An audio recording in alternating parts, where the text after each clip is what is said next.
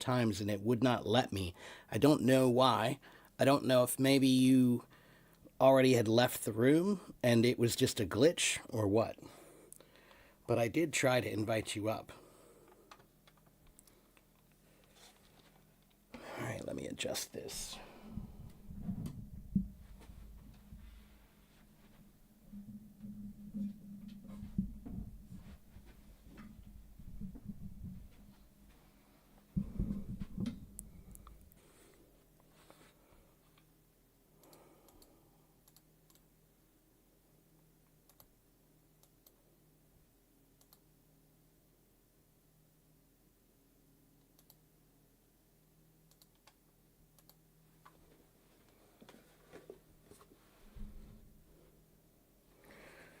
No, it's not a problem, Ronan. But I just wanted to make sure you didn't think I was ignoring you. But I'm not having people on stage. Not yet, at least today. I might not have anybody on stage today. I think I'm just going to teach today.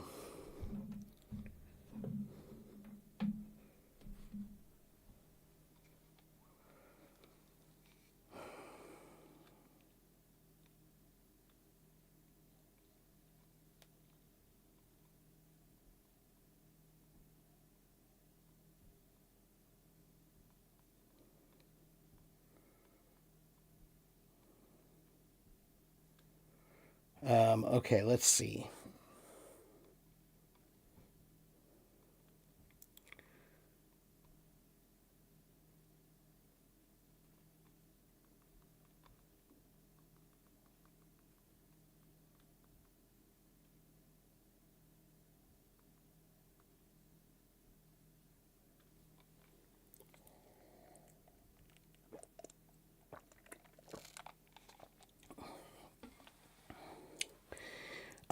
So, what is the decade following the noughties?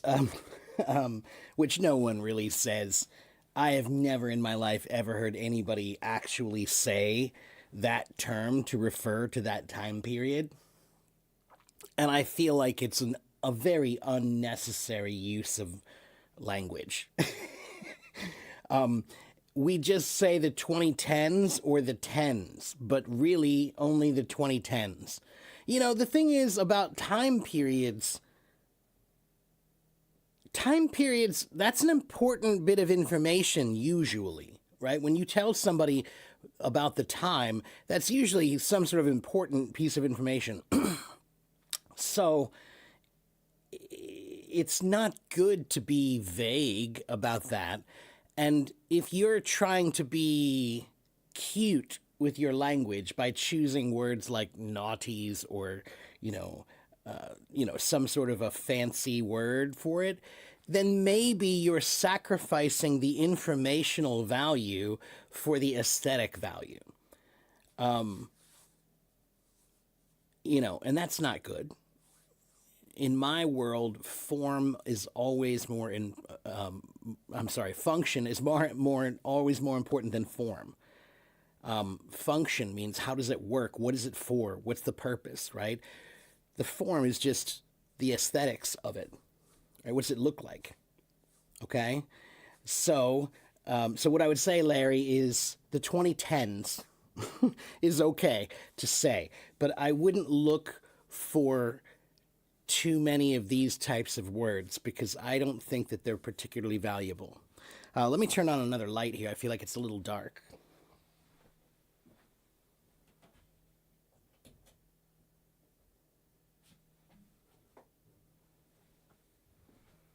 Well, that's too bright.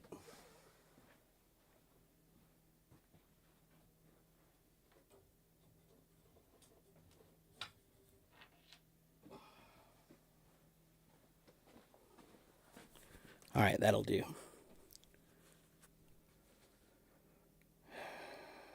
Okay, so hello, Demilad over there in my YouTube. Let me check the comment over here. What's this say? What do I recommend regarding the ITEP exam? So I'm not super familiar with that particular exam. I'm more familiar with the IELTS and the TOEFL exam, but the ITEP is another one that is somewhat popular, but it's not that popular, to be honest. So it says it's a leader of international language assessment, but there's only 700 places that use it. So I wouldn't consider that to be. So it says the ITEP is more academic content. So it's similar to the current version of the TOEFL IBT.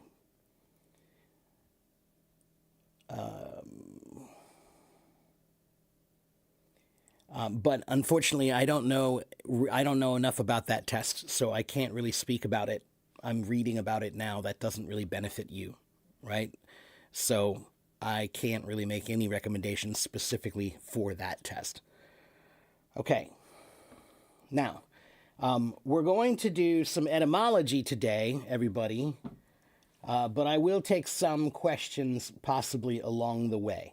All right, but I do have a big, long list of etymological words that we can do. There must be I don't know, 500 words here.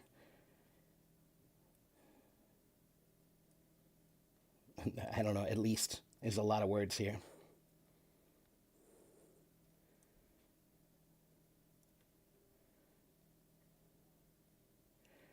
Yeah, let's just start from the top. Let's see. The origin of words with EU at the beginning. Yeah, so it depends on the EU word, but there are many EU words that are come from the Greek word use, which means good or well, or lucky or happy. Yeah, the old version of the word just meant good or well or lucky or happy or a good cause. Okay, so there are a bunch of words that come from that, like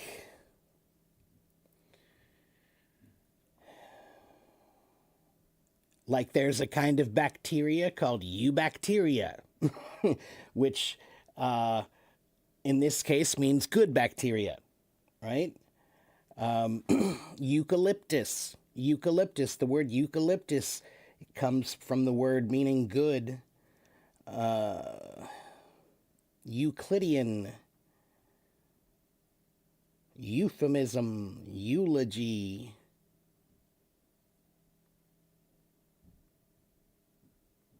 euphoria,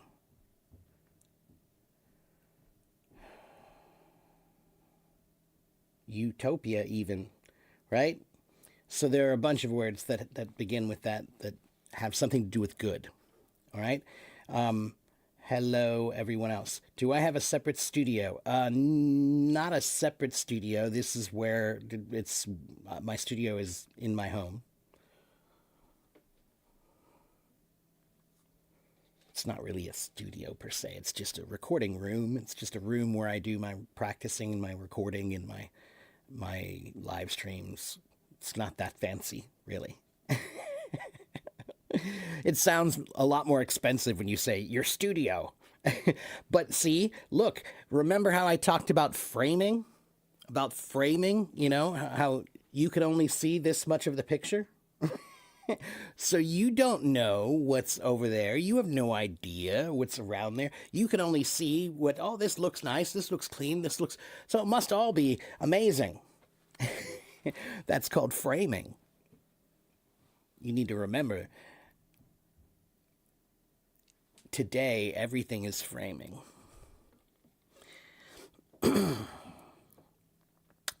Gray Man says, why do American language partners that I chat with online give very brief responses? I feel they are somewhat indifferent. That depends on the person. That depends on the response. I'm going to guess that you're relatively new to Hello Talk and you've been talking to people, but you haven't found a good partner. And you're wondering why. But it's all about a balance of need, right? So you need a partner to help you with your English. But do they need you? Probably not.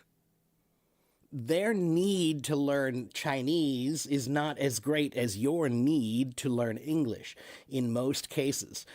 90% of people who are learning Chinese are learning it just because they want to.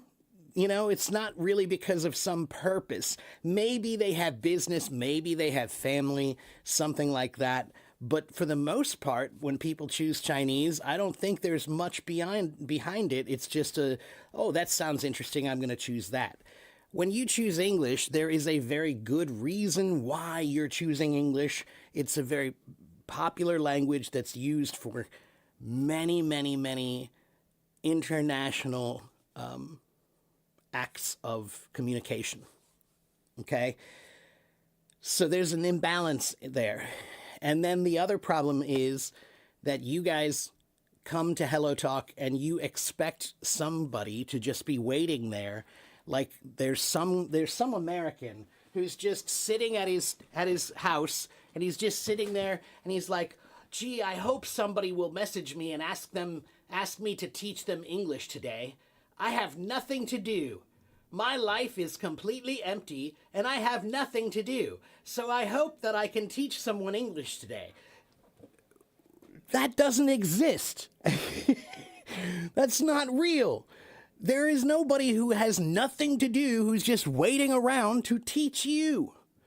So what you need to do is understand that Hello Talk is a place where you can make friends, and that takes time, and it's not always good, right?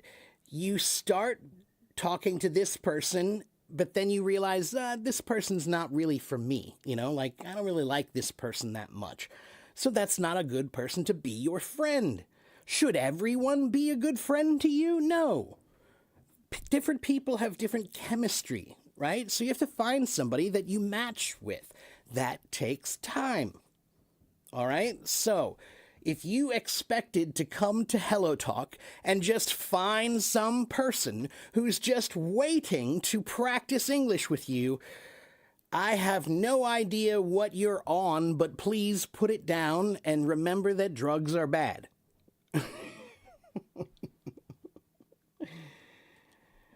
Oh, look at Quavo's back. Hello, my friend. Long time no see. You have a preconceived notion of Americans always being sunny and cheerful. Well, no, they're not always sunny and cheerful. There are 330 million Americans. We're not all happy all the time. And the internet is different. The internet is not a place where you feel like you need to be complete. And you don't have the same rules of etiquette. So in person, if I'm talking to you and you say, "Hey, how are you? What are you doing right now?" And I say, "Nothing." In person, that's a very weird answer because I'm standing there and I told you one piece of information, but I didn't really tell you anything else. You'd say, "Okay, nothing. So what does that mean? You know, like, what are you doing then? Why, you know, what's that mean?" Right? But, so just remember that online, if someone says nothing and then doesn't reply, that's kind of normal. People do that all the time. So the manners between in-person contact and the manners of online contact are very different. Okay? All right. We are going to get started with some etymology here in just a minute. I have my list of words here. The idiom "a dime a dozen." It's a very weird phrase. It's not a weird phrase here, only because of the history of a dozen here. Larry, a dozen just happens to be the number that we usually used for things like eggs eggs were a very important thing to buy. So every time you bought them in the dozen, by the dozen. Okay? There is a history about that too. Wait a minute.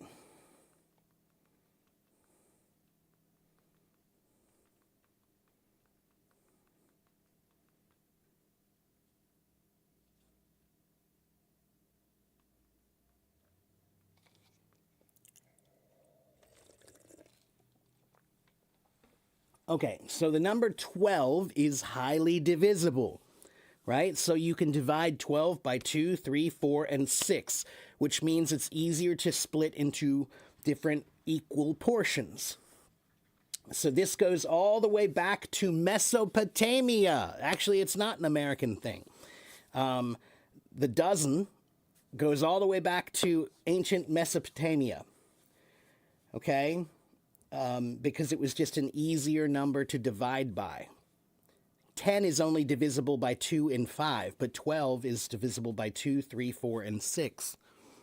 Okay? So it was an easier number to trade by.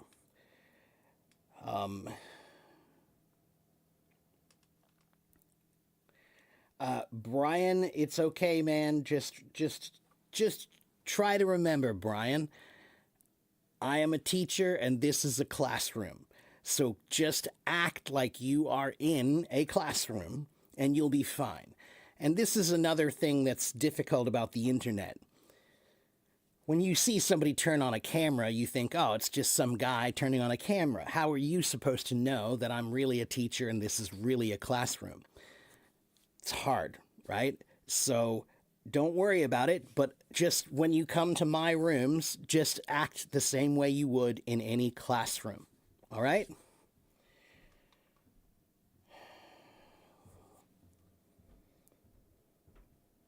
Okay, wow, so many questions already. Please be patient.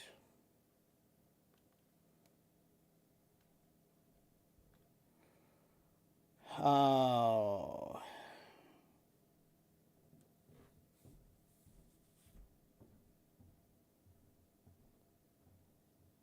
Collapse. Valerie, the word collapse comes from the Latin word collapsus, which means calm, which means together or with, and then labi, which means to fall or to slip. So the word collapse, the original meaning, means to fall together or to fall like if a structure becomes so old that it can't stand anymore and it falls on itself, that's what the original meaning is, to fall together. You see? That's the together part. When something collapses, it often collapses like on top of itself, right? So the word collapse means to fall together because the walls fall together. Okay?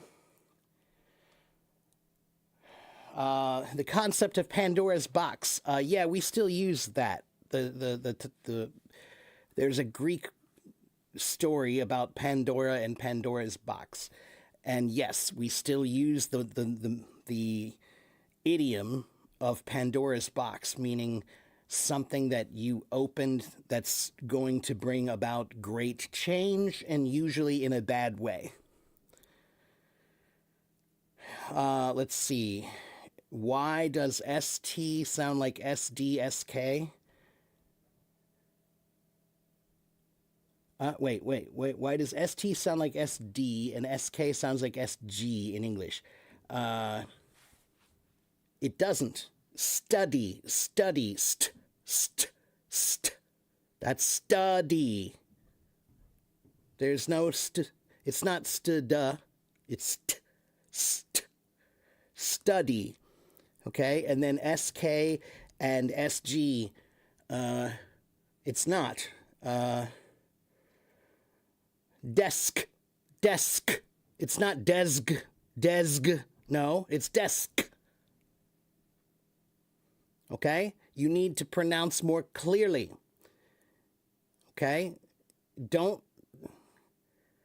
Maybe you're listening to someone who's not doing it right. Okay? Everything's fine on my end. I mean, Quavo, is anybody fine today? Everybody's not fine anymore. The whole world is not fine right now, Quavo, you know? So when people say, "How are you?" it feels like such a weird question to answer anymore, you know? I'm fine. You know, I'm fine, but are we? Is anyone fine right now? I don't think we really are. Hello, Carolina. Hello, Selena. Hello, Lena. Hello, Fatima. Ooh, look at all those names that rhyme. Carolina, Selena, Lena, and Fatima. What are the major sounds you should work on to improve your pronunciation and accent? Sakshi, you should work on all of them, but you should focus on the ones that are difficult for you. So you need to go through each sound and try to figure out if you can do it properly or not. And if you can't, those are the ones to focus on. Okay?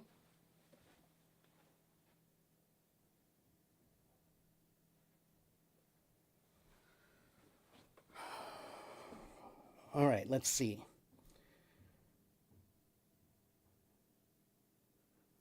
Sit down, please. No, you stand up. I'm a teacher. Teachers stand. Teachers stand. Okay? Just because everybody else is sitting, I used to sit, but sometimes I'm here for 2 hours or 3 hours. I am not going to sit in that chair for 2 or 3 hours. Nope, not doing it. Not to mention, it's boring when you sit down and teach. It's boring. And the other thing is, you don't get to tell me what to do.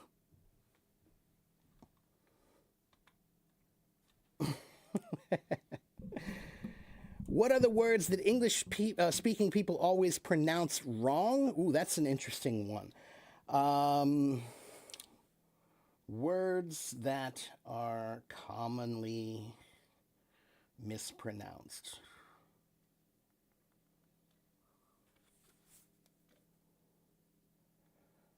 They're not super common words, most of them. Like the word, let's see.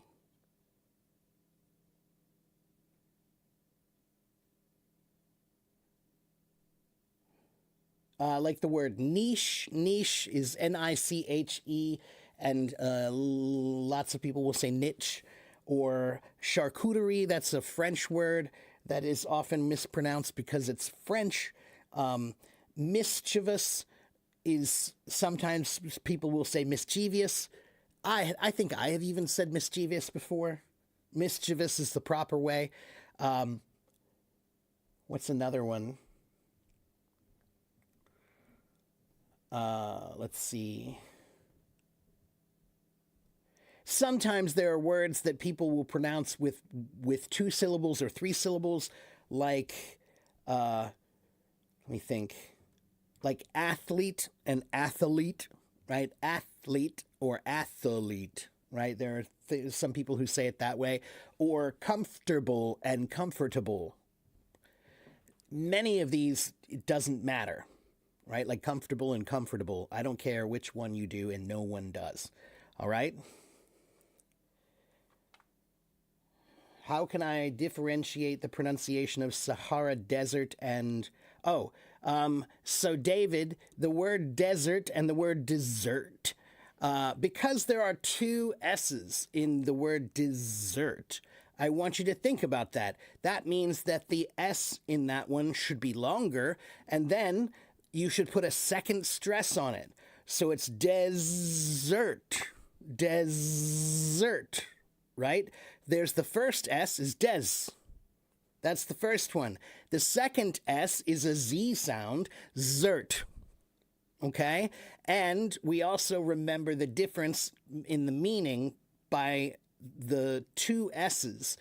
They mean super sweet because desserts are usually super sweet. Okay? Hello, Dana.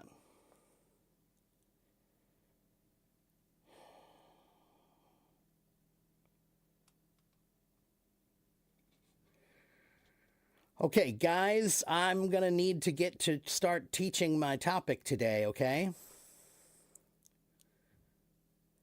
Yes, that's right. Collapse doesn't always have to do only with literal meanings. It can have figurative meanings too, Vadim, like the economic collapse. Yeah, it means it falls upon itself, right? An economic collapse, the economy fell upon itself. It didn't prop itself up, it didn't hold itself up. It's the same meaning, it's just figurative, right?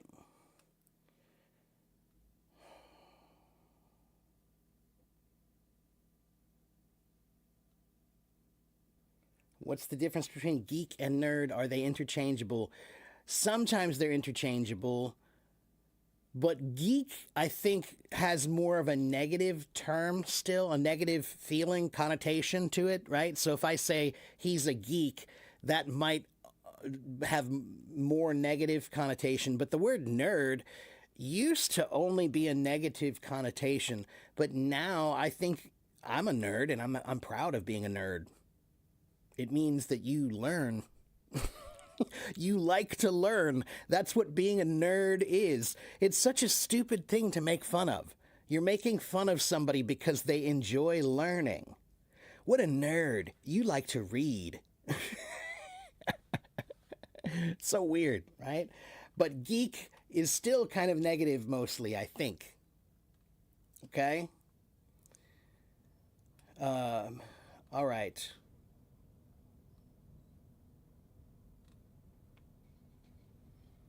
You heard one teacher use the word blue or purple in a particular way. So, blue, Valeri, can be used to mean sad. That is definitely a historical word that means sad. We even have an entire kind of music. Blues music is mostly a sad music that tells stories about your life. Okay?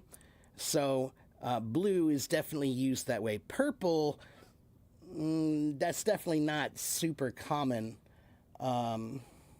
unless I'm old. Let me check. Maybe I'm just old.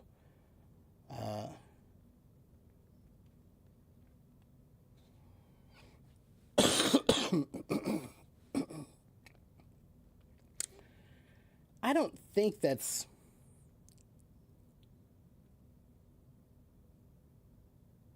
No, I don't think purple is not an official word that means an official mood. It has a history of meaning royalty, but I have never heard anybody use the word I'm feeling purple today like a mood. But I have heard I'm feeling blue. That's common. Okay? Component. Component.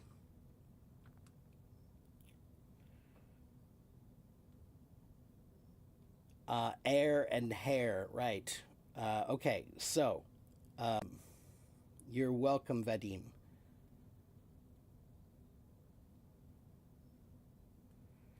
Which one is better, the TOEFL or the IELTS? I don't think there's no difference. Whichever one you choose, there's no difference. Doesn't matter. Okay.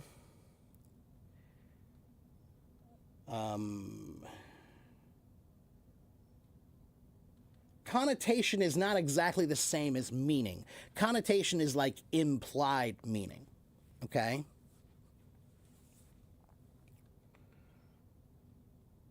When we study English etymology, do we have to learn many words that come from French? Yeah, there are a lot of them.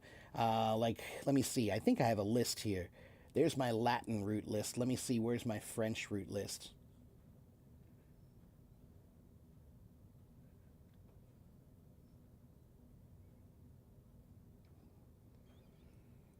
Um,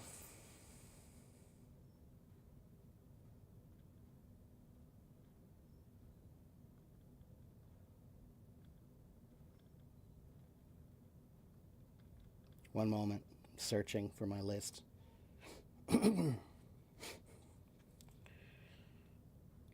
So there are different people who have different numbers, but between 30 and 50% of English words can be traced to either French or Latin.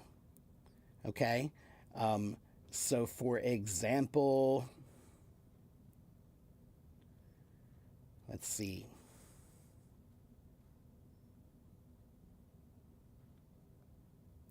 I'm just going to give you a few. Like the word restaurant. Restaurant is a kind of an interesting word. Restaurant is a word that they used to talk about these places that you would go to get food to make you feel better. And what word do we use in English that talks about making you feel better? The word is to restore. So a restaurant is a place you go to eat food that restores you. Okay, that's what a restaurant is. Cafe, that's French. Ennui, that's French. Let's see.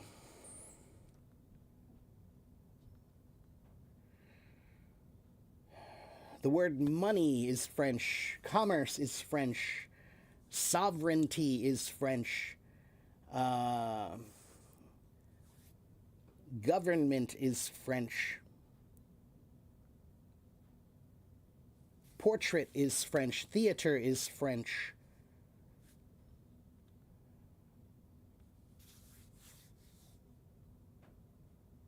I mean, there are a lot of words. Mayonnaise, cream, pastry, baguette, salad, saute, souffle, creme brulee, sauce, cuisine. Lots of cooking words. Almost all the cooking words in Western language come from French cooking. Soldier, espionage, surveillance, rendezvous, pistol, all of these come from French. Okay? All right. What's the difference between a hotel and a motel? No, they are not the same. Hotel is, hotels came first. Motels means motor hotel. So in American history, before the 1950s in America, we didn't have a lot of highways. We didn't have a lot of major roads that connected the country. So at that time, when you traveled from city to city, most of the places to stay were in the city, and those were called hotels. So you had to drive very far to get to the next place. There was no place in between to stay many times, you know. Then in the 1950s, we built the highways here. And when we built the highways, now there are people traveling all across the country. So suddenly they started building these motor hotels along the highway to stay in. Okay, so hotel and motel, they sound like they're the same thing, and they really are, but the history is why they're different. Okay, motel means motor hotel. Okay.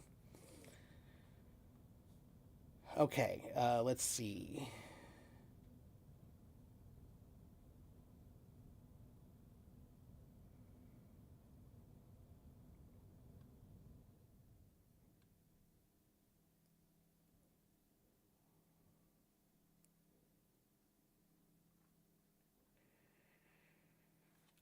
No, they're not resting stations. Resting stations are rest stops, and those are different. We have little rest stops along the highways now, but a long time ago there were no major highways and there were no rest stops.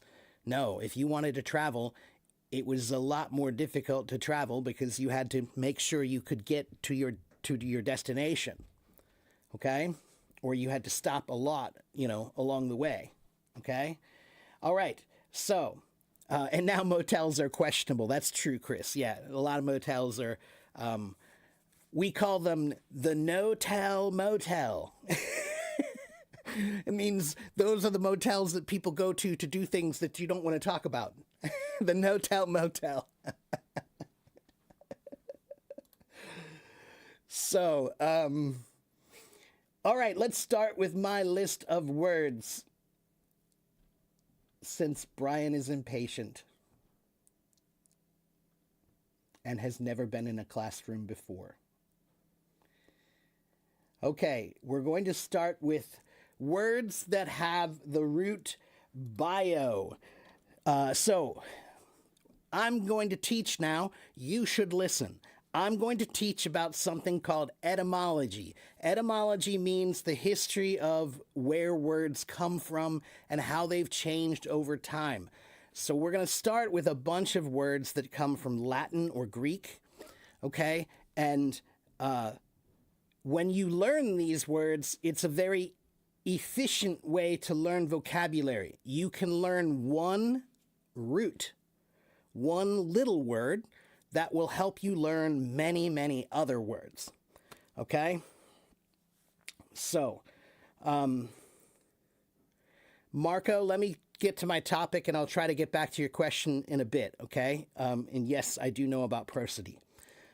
Okay, so let's talk about bio. B-I-O. B-I-O. What does bio mean?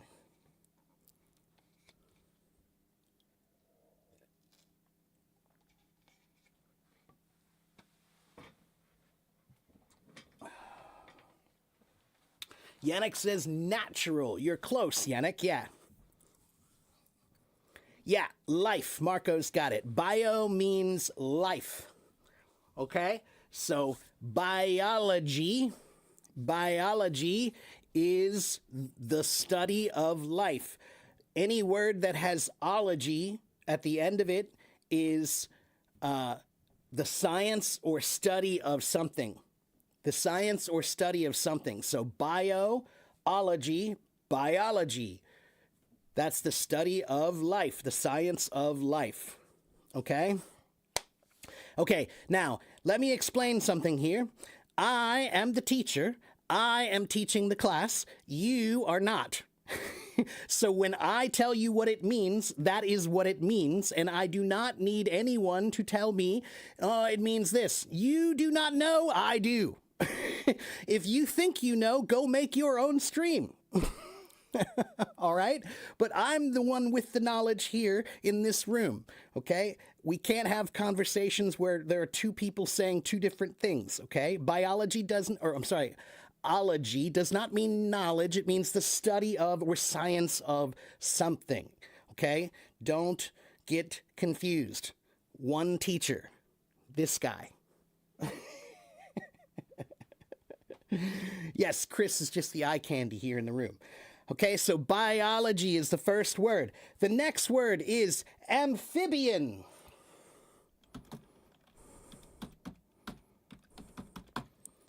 Amphibian. What does amphibian mean?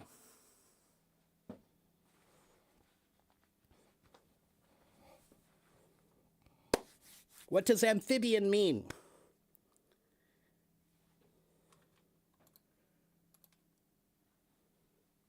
Okay, so amphibian means an animal that can live in water or land. Okay? And it's one that can live in water or land. So the reason why is because the word amphi,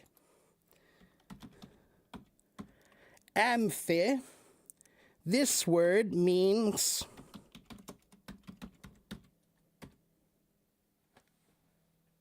both sides.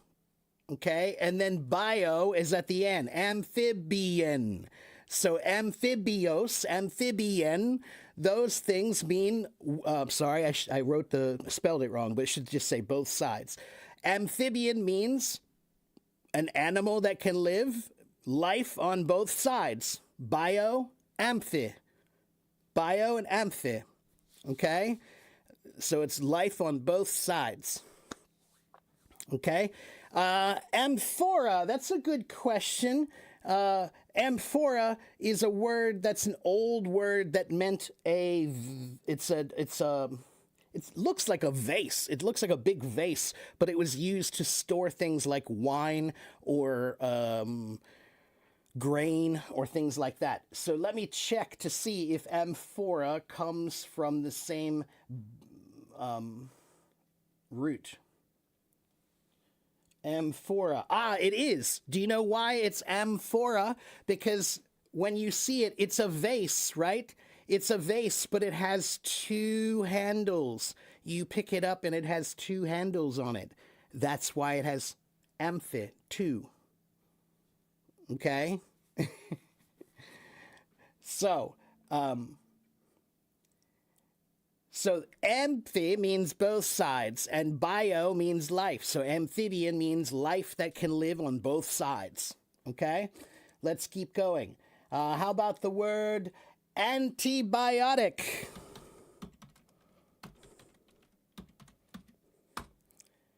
Antibiotic.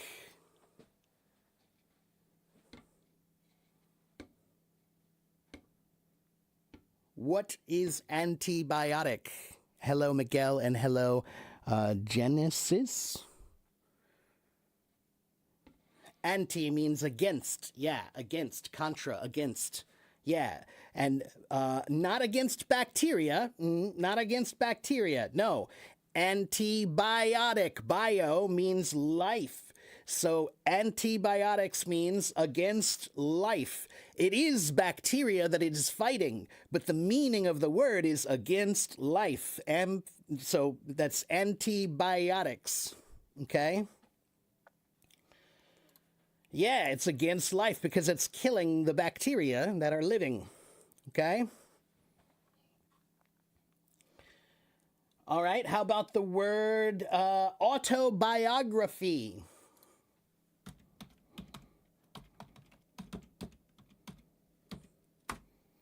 Autobiography. Hello, everybody.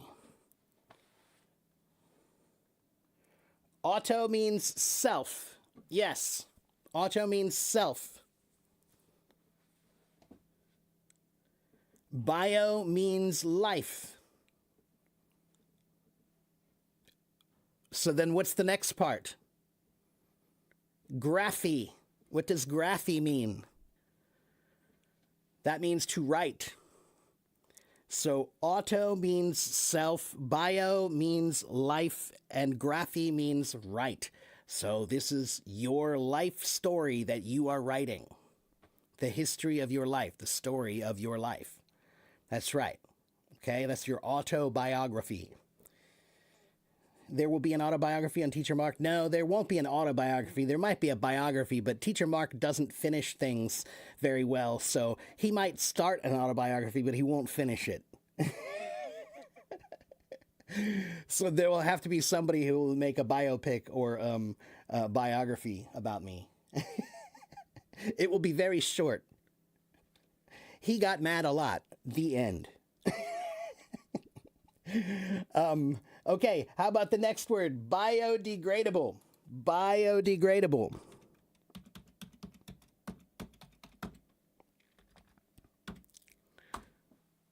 Biodegradable.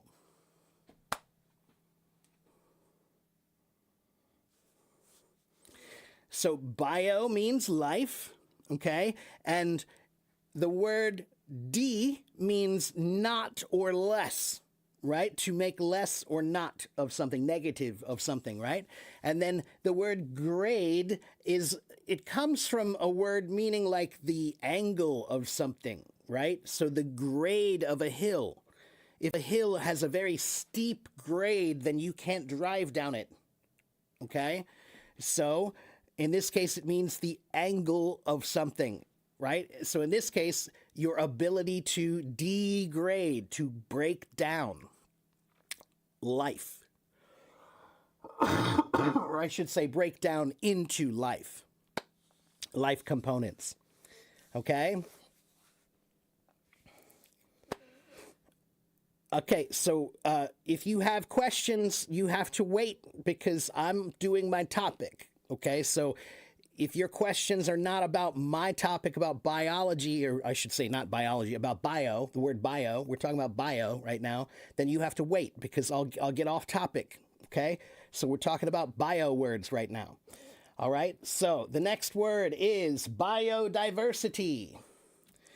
David, you got to wait for Homo sapiens. Biodiversity.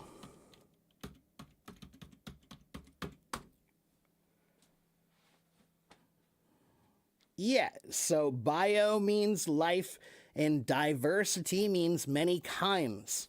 Okay, many kinds. So biodiversity means many kinds of life. Okay. Um,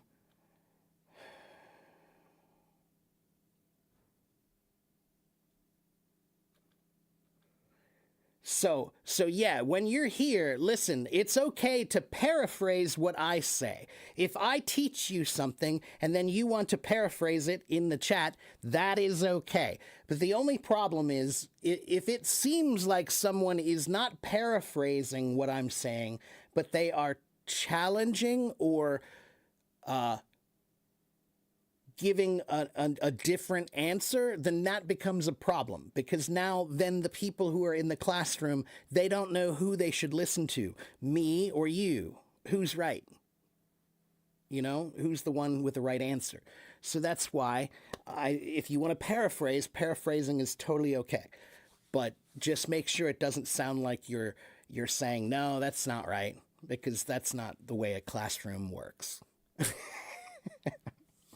All right? Okay, the next word. Let's do biographer. Biographer.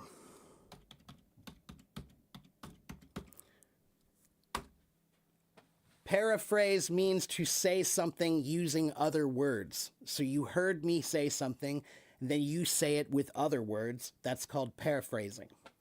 Okay? So what is a biographer?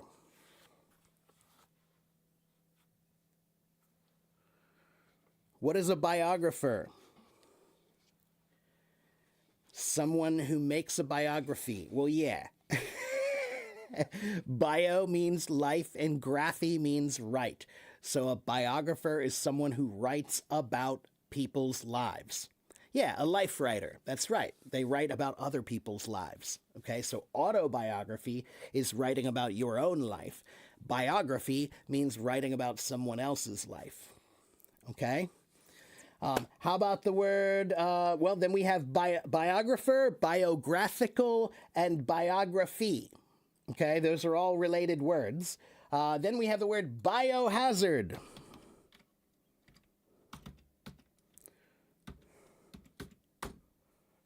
Biohazard. What is biohazard?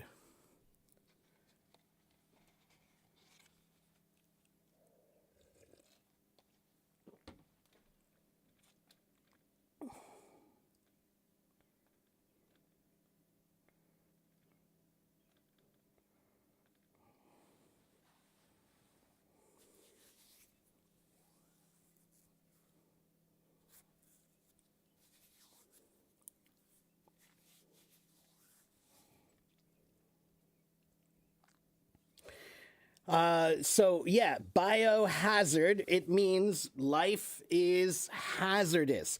And the word hazard is a very interesting word for all of my Arabic speaking friends. The word hazard comes from Arabic. The word hazard comes from an old, an Arabic, it was a game. It was a game that was played a long time ago, a dice game, right? You throw some dice and you would bet money on this game, right? And when you play a game like that, it's a risk, right? You're throwing the dice and you're risking your money. Or if you cheat, you're risking your life. So it is hazardous, right? The word, I think in Arabic, it was yasara. Yasara. Yasara means something like he played dice.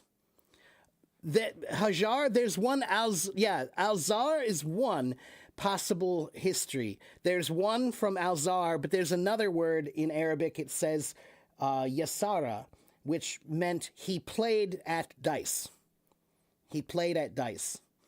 But it doesn't matter. It means something about dice. He's playing a dice game, and the dice game is risky, right? So the word hazard comes from this Arabic word.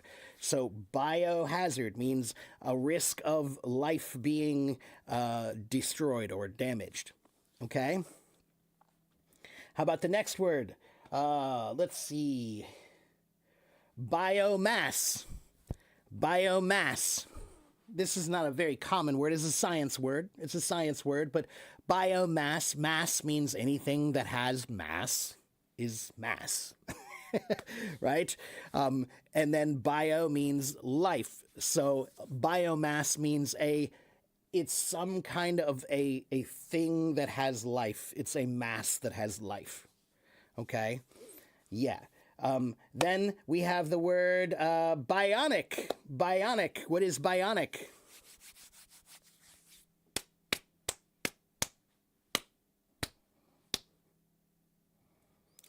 Nope, Waleed, that's not the right meaning. That's not the right meaning. You're assuming again, Waleed. You're assuming. Mass does not mean that in this case. In this case, it's a different meaning. Okay? Let's see. What was the word we were talking about? Bionic. Yes, bionic. What does bionic mean? If someone is bionic.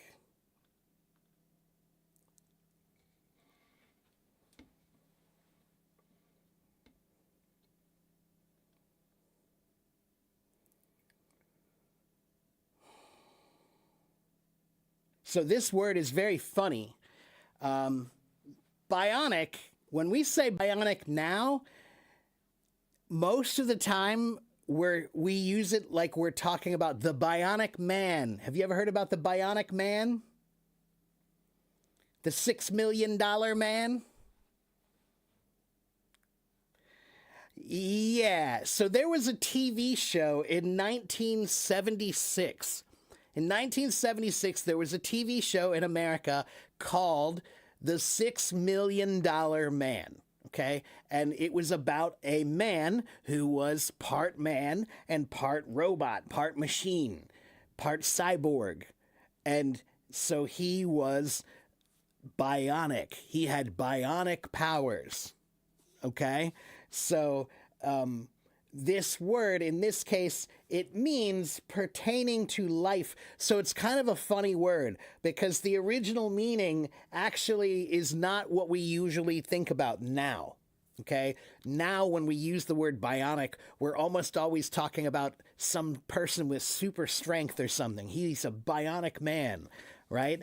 But the original meaning is actually from science and from archaeology. Paleontology. It's about fossils.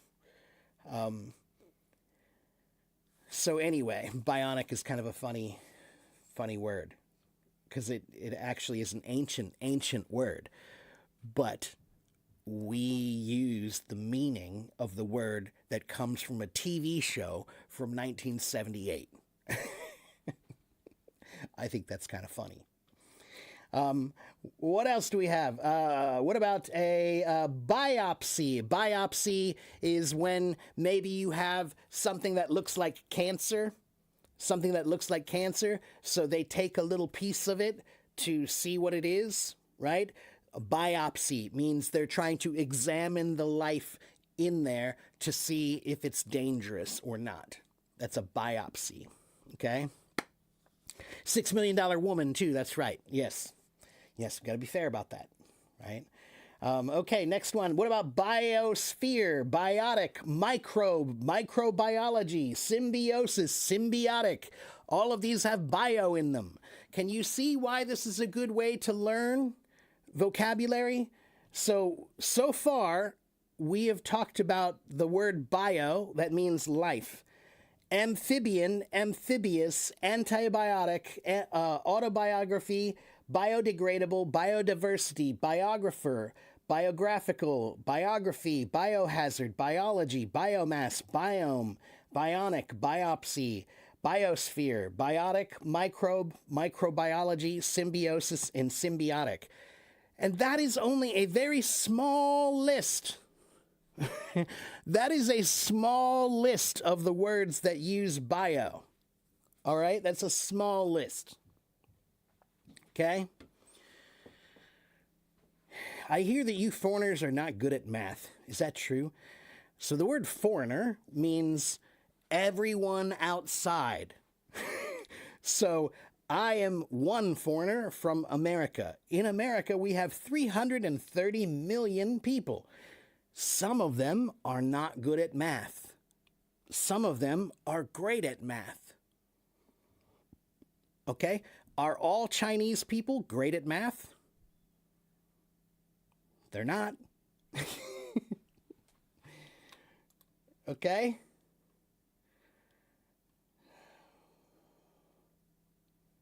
Okay. Let's see. Let's go on. We're gonna do another word now. Let's do. How about the word arch?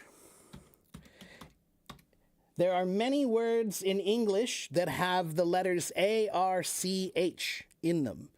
And ARCH means something about the ruler, rulership. Okay, so it's about the leader, the king, the ruler. All right. So, for example, if we look at the word, let's see, let's start with the word monarch. What is monarch? What's a monarch?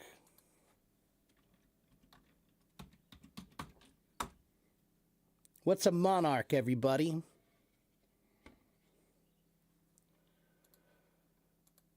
Yes, a monarch is a king. Mono means one. Arch means ruler. So monarch means one ruler. Okay? What about the word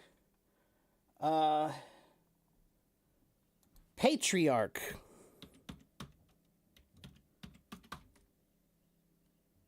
Patriarch. What is a patriarch?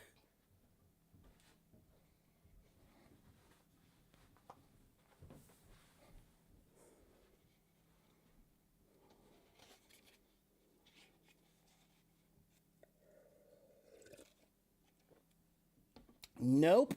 No, loves towards country, that's patriotism. Patriarch is a word that means patria means father. So the patriarch is the male ruler of the family or of the group. Okay, a patriarchy is a country, a place that's ruled by men.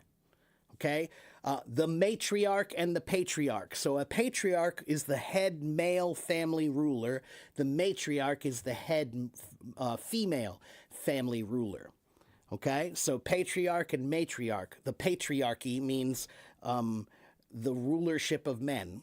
The matriarchy means the rulership of women. Okay? And Stavros says it comes from Greek. Yeah, because like I said, Stavros, 60% of English words come from Latin or Greek. And why? Because the Romans spoke Latin, but the Romans, they admired the hell out of the Greeks. They loved the Greek history, the Greek culture. They studied Greek everything. So a lot of words that are in our history have that relationship that they come from Latin and Greek, right? Because the Romans loved the Greeks so much, and that's why you can see so much influence in Roman history and Roman culture that's related to Greek culture and Greek history. You know, all the gods that were basically the same gods with different names, the architecture, the art, the music, even, you know.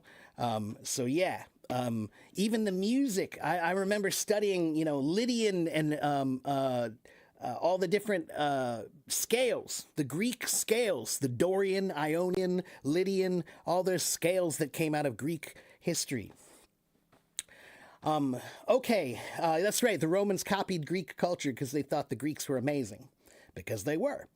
All right, let's keep going. Let's keep going. So we're talking about words that have the letters arch in them. Arch meaning ruler. Okay. So how about let's look at. We talked about monarchy, matriarchy, patriarchy. What about the word architecture? Or architect?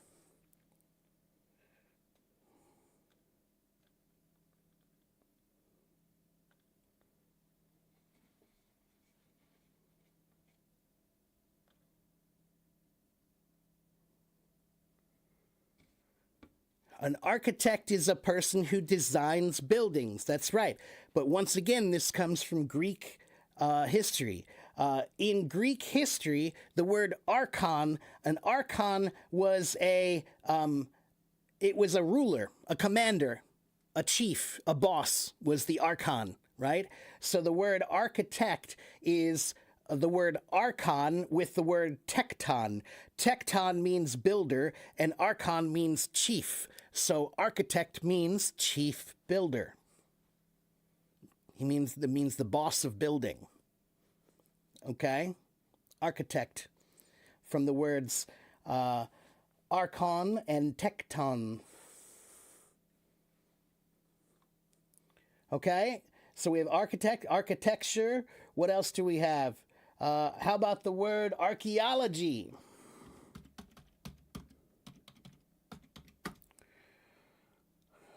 Archaeology and archaeologist.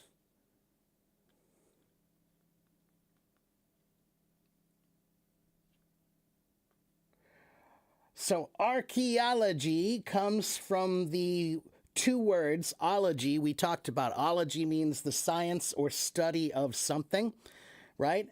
And archaeo means ancient, old, or from the beginning,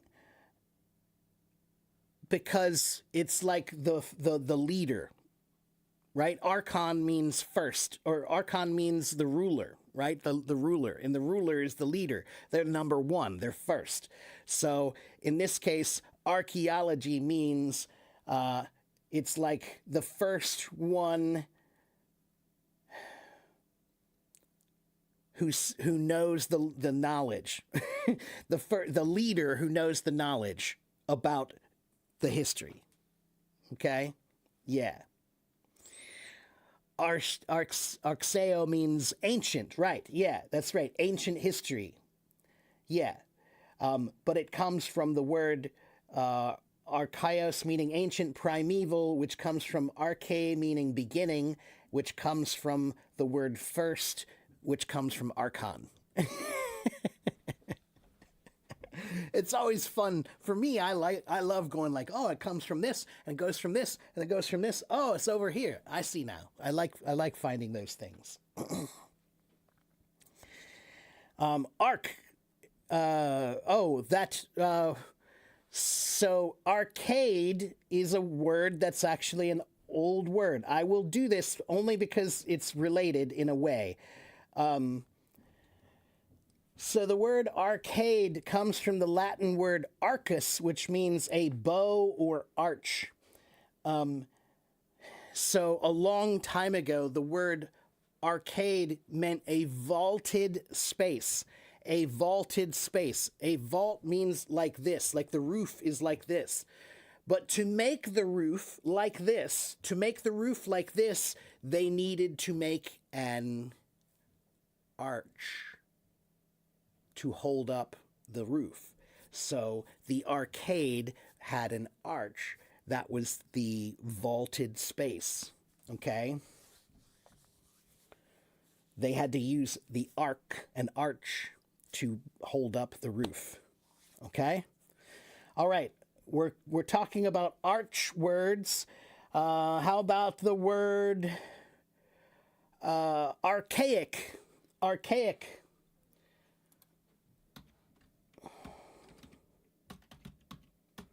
Archaic means really old. Like, we don't use that anymore. That's archaic. And it comes from, again, Greek, archaikos, which means old-fashioned. It means old-fashioned. The old word, it means from the beginning. From the beginning. So in this case, the word arch, it's again talking about the ruler, but it's like the ruler is the first in the beginning. He's the first ruler. He's the king. He's from the beginning. So in this case, arch means from the beginning, like the old-fashioned things from a long time ago. Okay? Okay, well, Zane, you learned about bio. Okay, we'll come back next time. Okay? How is archaic different from ancient? Good question, Michelle. Ancient just means something that's very, very old, but archaic usually means something that's old that we don't value that anymore. We don't think about that anymore, right? So maybe I'll say, I don't like this place because I don't know, the way they do things, it's too archaic. It's like too old fashioned. You know, they're not modern enough, okay? And it's out of fashion and maybe offensive. Maybe it offends you a little bit because it's so old that it just is weird, Okay? So it's archaic. Or a language that people don't use anymore or something like that could be considered an archaic language, okay? What about antique? So antique is a word that comes from, it's French, but French Latin. Antique comes from the Latin word antiquus, meaning ancient, former, of olden times, old, a long time ago. But the word antique in modern times, the word antique just means something that's kind of old and usually valuable. Okay, so a piece of paper from 1955 is not an antique, it's just old. Okay, but maybe a desk from 1955, maybe it's a really nice old desk. So in this case, it is an antique desk.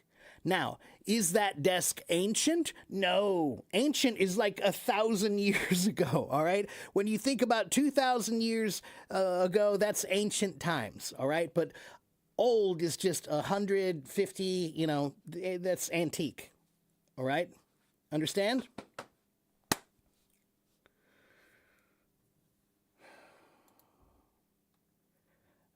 Ali 50, I'm not even going to regard your question. I find it offensive.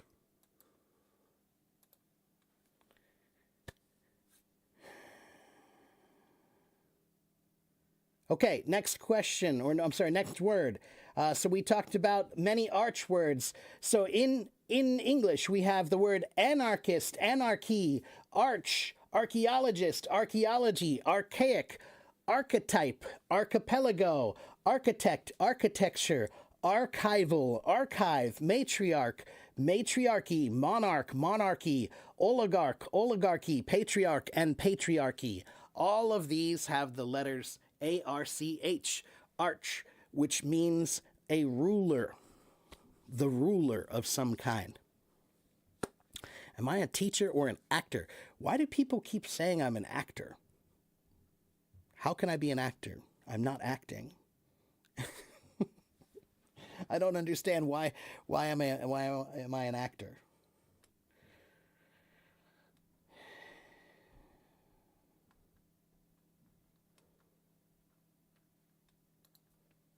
Okay, so let's see. How about I'm going to give you a choice. I'm going to tell you a root, and you tell me which root you want to learn from. So we could do the root cata, kata, which means to break something down, Or we could do the root auto, auto. Auto means self, right? Self. Okay, or we could do the root graph, graph or gram. Graph and gram both mean writing, something about writing. Okay, how about that? Let's do that one. Let's do graph and gram. Let's do graph and gram.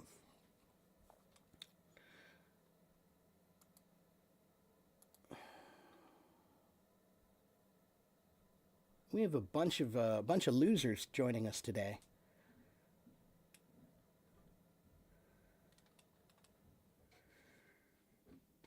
All right.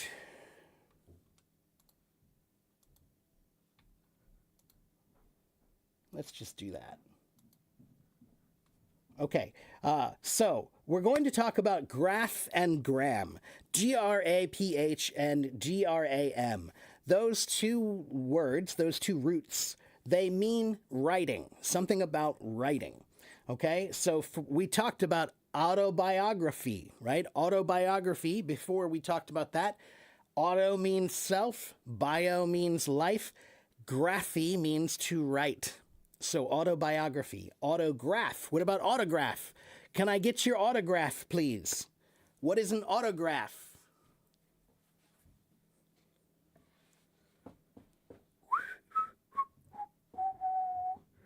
Anyone?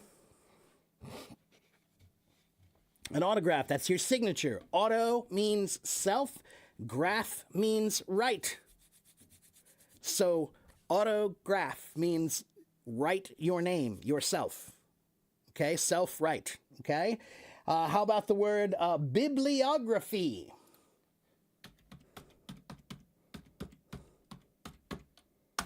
Bibliography.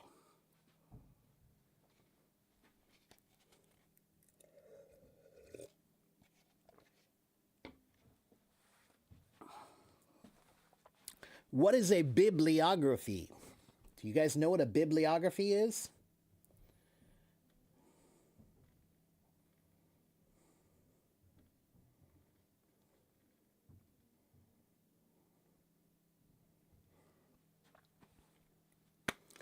So biblio means book. Biblio means book.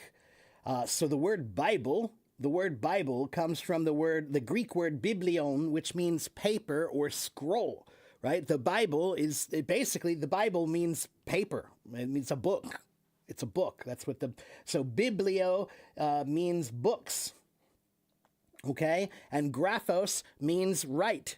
So a bibliography means at the end of the paper or at the end of the book, you need to say, what books did you reference? What books did you use? Right? So to write your stuff, what books did you use? That's the bibliography, right? Bibliographia.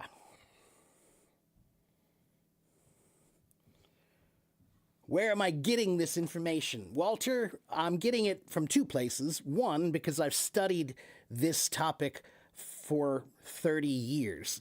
This is called etymology, Walter. It's the history of English words and where they've come from.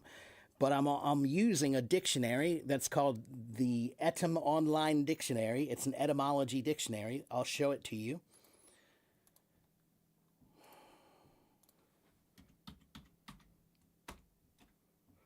I'm using this dictionary, and this is what it looks like.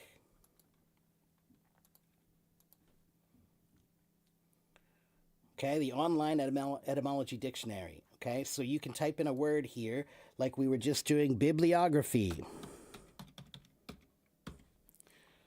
Okay, and we go down here to bibliography. And then down here, look, 1670s, the writing of books, from the Greek word bibliographia, the writing of books, from the word biblion, which means book, biblio.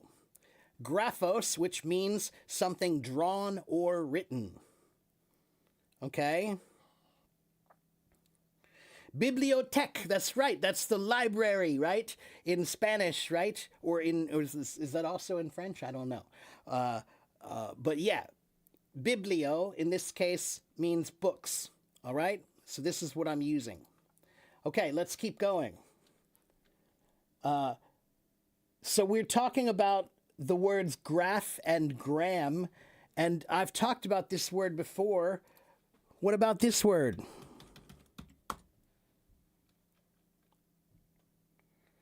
Grammar.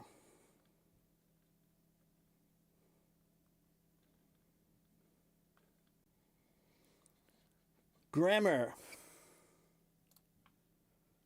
Hello to my YouTube people over there. What is grammar?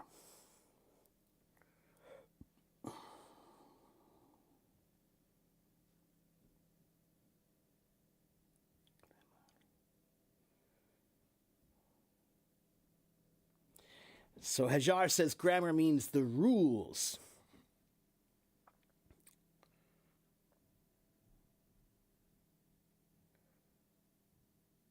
Oh, okay. Thank you, Rodrigo, for correcting me about my Spanish is terrible.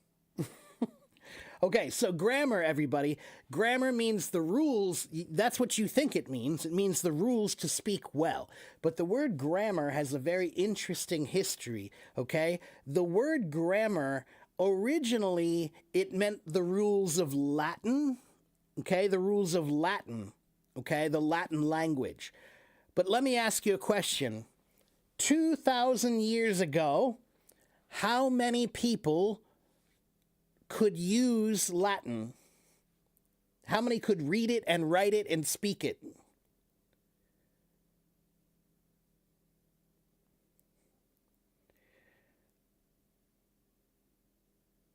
Few, a little, right. Very, very, very few people. That's right. Mostly religious people. That's right.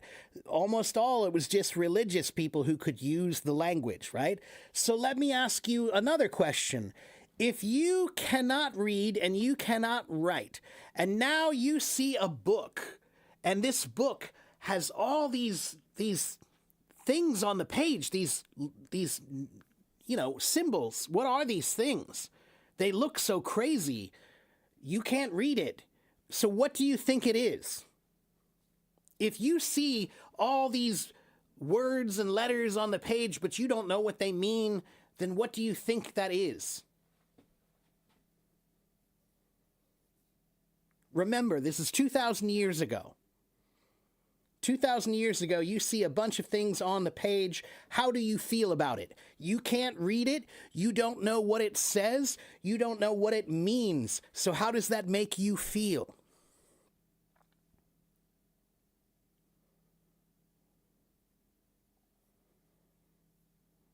Frustrated? Okay.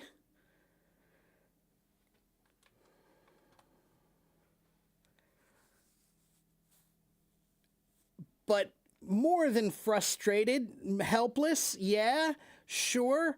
But wouldn't you be a little bit, you'd be curious and you'd be a little bit afraid, maybe, right? Like what could it say? It could say anything. And when they say the words, can wait, let me show you something.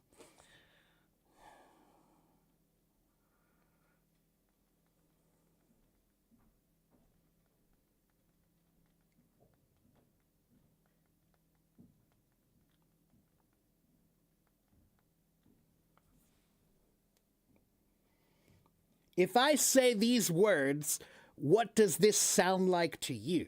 If I say, invocavi maledictis ventis,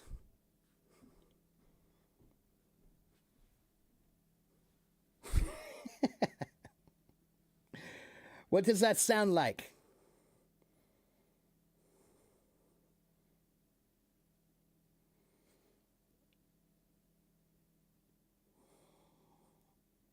It sounds like a course. It sounds like Old English. Okay, come on, we're getting there. Luceo non uro ab origine natura non colos.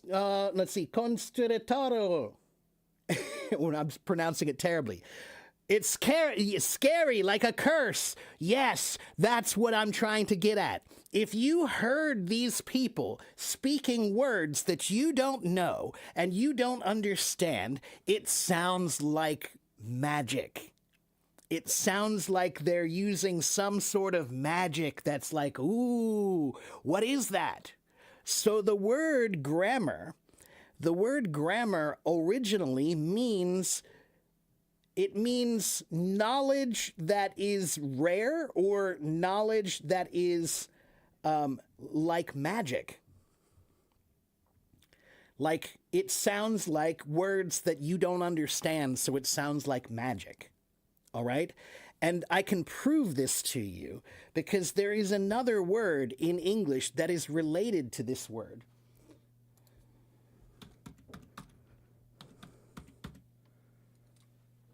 One moment, everybody.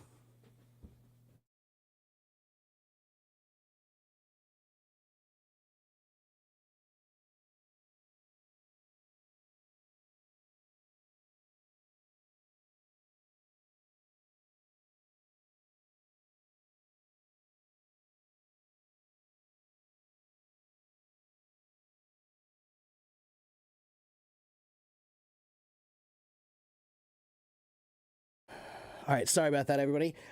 So the word, this word, do you guys know this word? You might not know this word. It's a very rare word. Grimoire. A grimoire. Do you know what a grimoire is?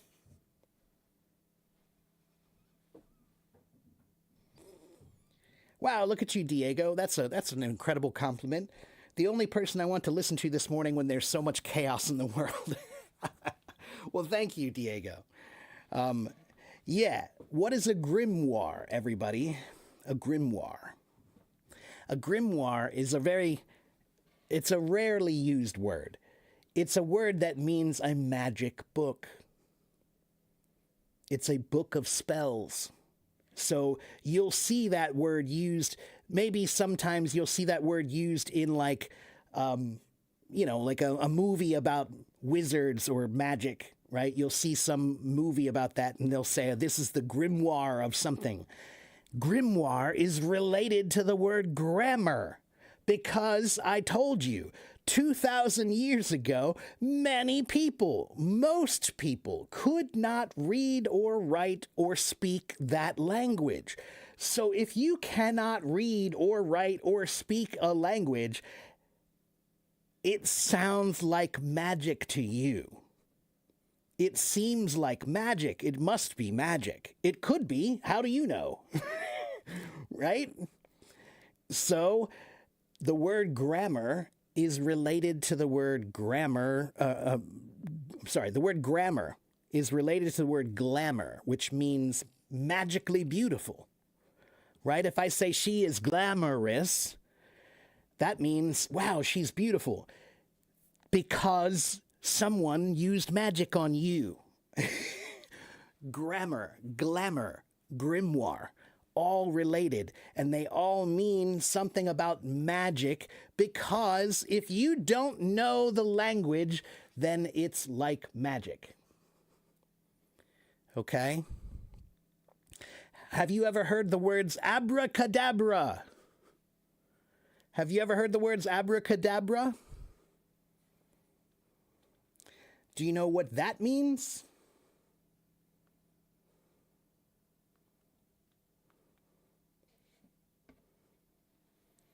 That comes from the late Greek word abraxas.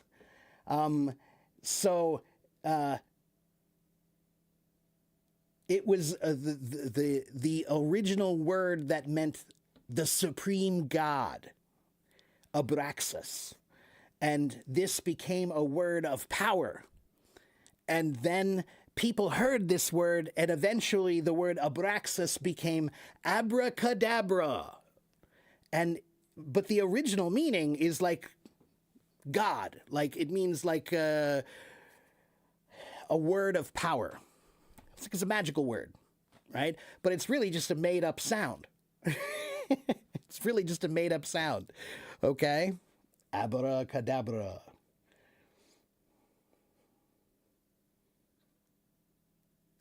Okay, yeah. So anyway, I thought that was interesting. The history of language is if you don't know a language, then that language seems like magic to you.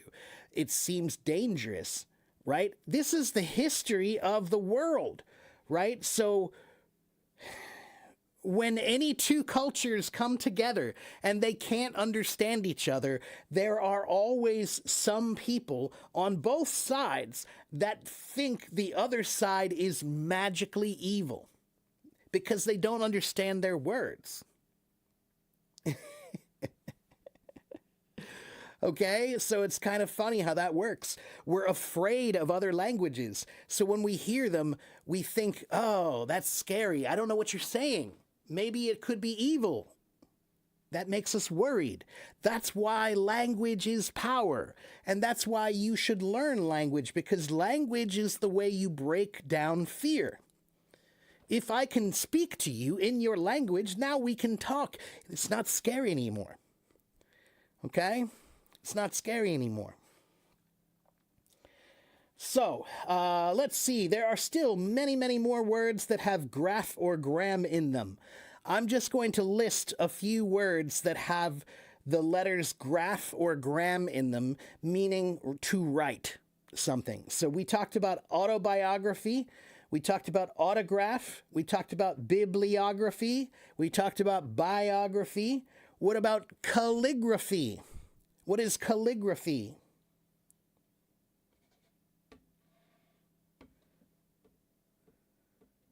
Calligraphy.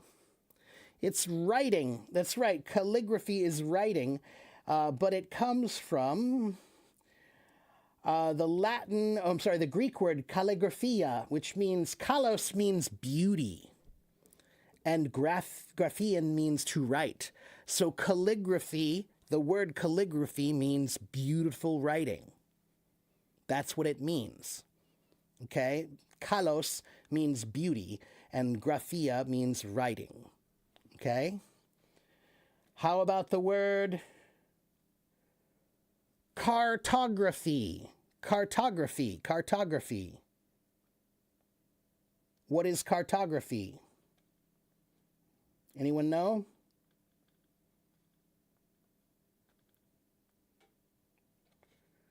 To draw maps, that's right. So the word cartography, graphy, means to write.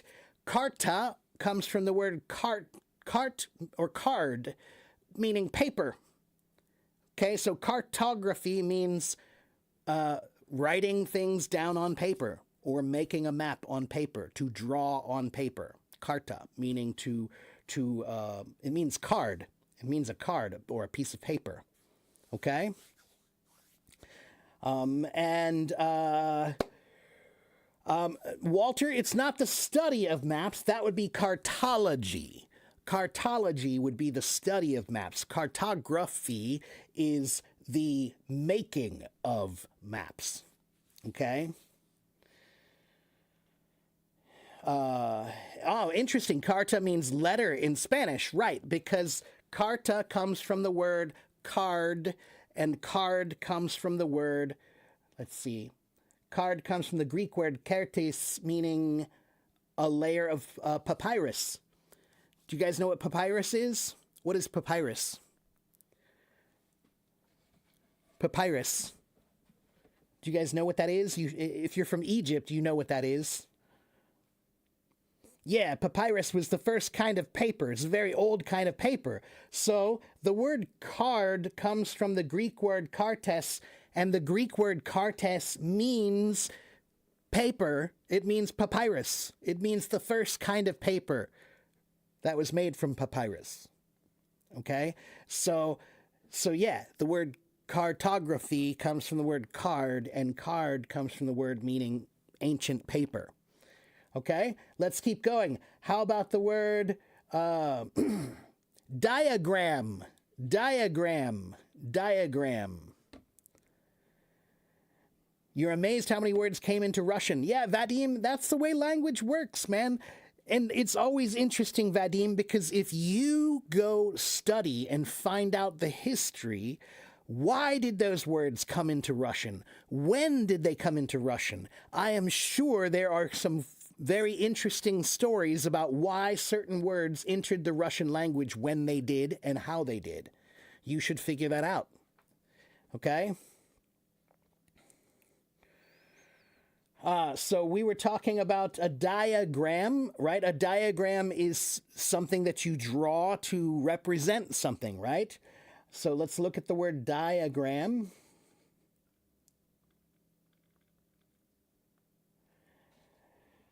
Comes from the Latin word diagramma, meaning a scale or a musical scale. So the word diagram originally was about music. Isn't that crazy? The word diagram was talking about music because what is music? What is music? It's a written version. It's the written out. It's a diagram. It is a diagram. Music is a diagram.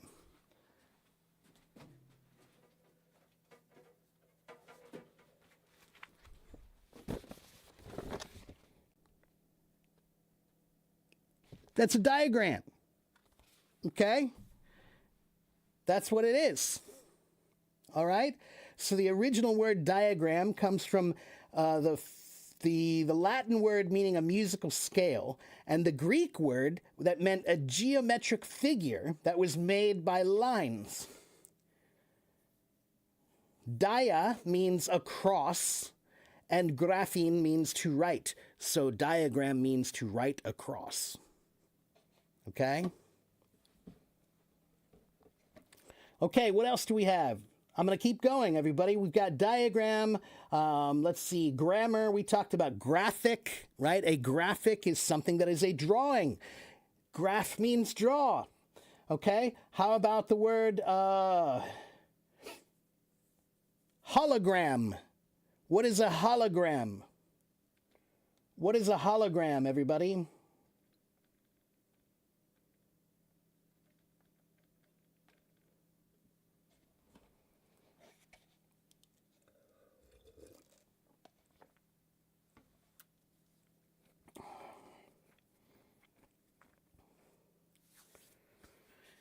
An artificial picture, right. So the word hologram was created in 1949. It's a pretty new word, hologram.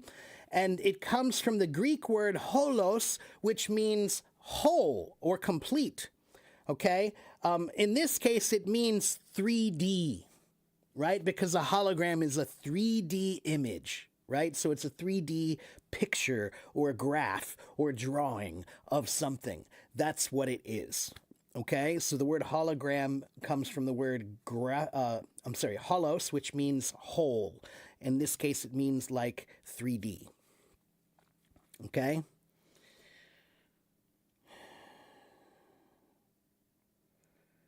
And yes, I do have a channel on YouTube, everybody. Yeah, I may as well stop for a moment and just introduce myself if you don't know who I am. If you are new, say hello, I'm new. Am I a hologram? No, I'm real. Yes, I have a channel on YouTube. Here is my channel on YouTube. Here is my website, and here is my blog. Okay? You can go to my YouTube channel and subscribe, and you can find many videos just like this one, where I answer questions, mostly. Okay? My website has a lot of free resources to study English, so you can go down to my website and sign up and study English. And then my blog has all of my best answers about English and life. Okay.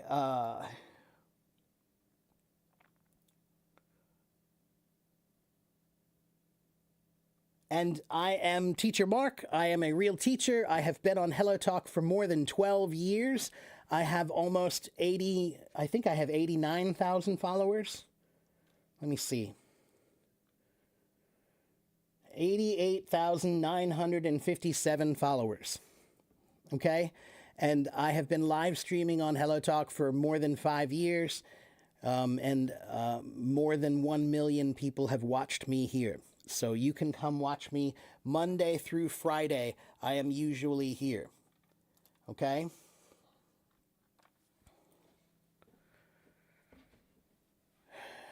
Okay.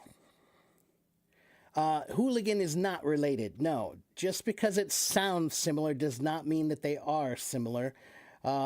Hooligan comes from the Irish. In Irish, there's a family name, Houlihan. Houlihan is a family name in Irish, and it's a name that it's a name that became almost like a mythology, like a story. The story of the Houlihans were always getting in trouble, right? So it was Irish families were often big families, lots of kids, okay? And so, and they stick together. Irish families, they stick together, they work together, right? So if one family is a family of troublemakers, then they get a reputation. So the Houlihans had a reputation for being kind of troublesome, right? So hooligan comes from the word Houlihan, all right?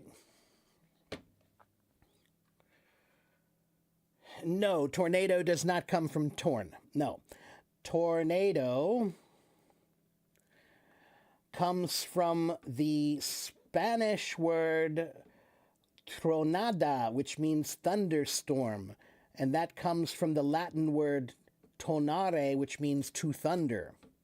So the word tornado is actually related to the word thunder, which is kind of weird.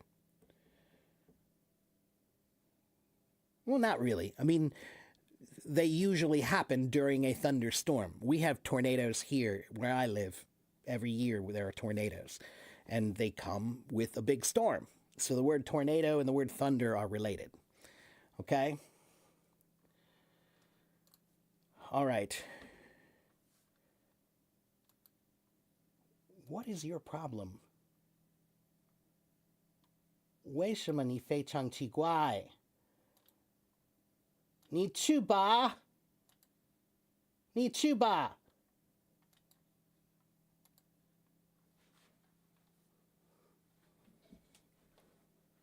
Kobe Bryant, we miss you. Get a life. Get a life. He's dead. He's gone.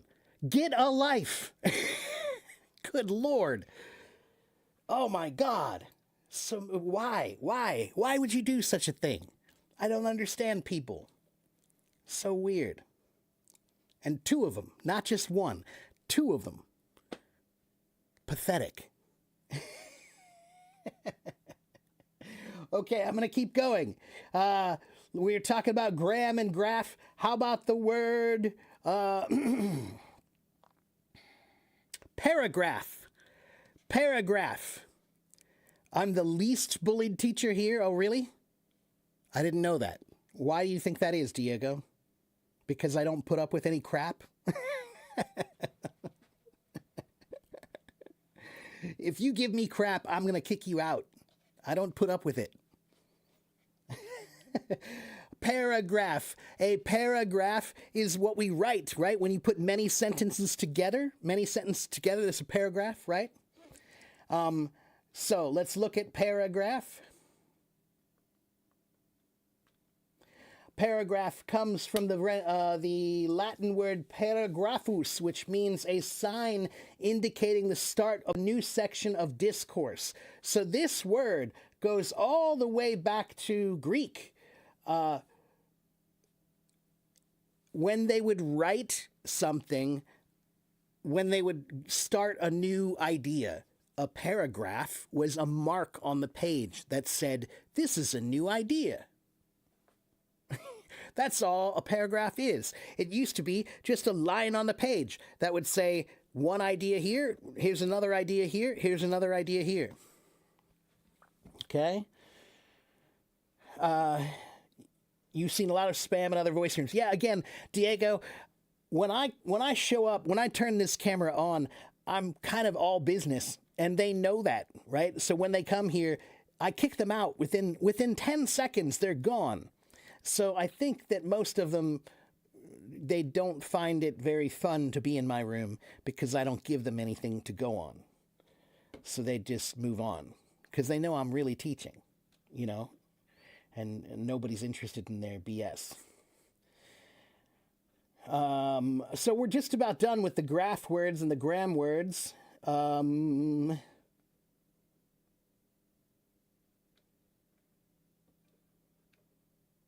Yeah, I mean there are more words with graph and gram, but that was a good beginning list.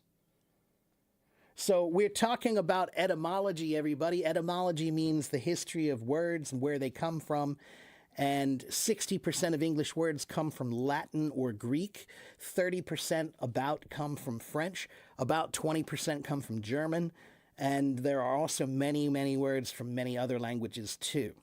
Okay, so if you know where the words come from, it can be very useful for learning vocabulary and remembering the words. Okay?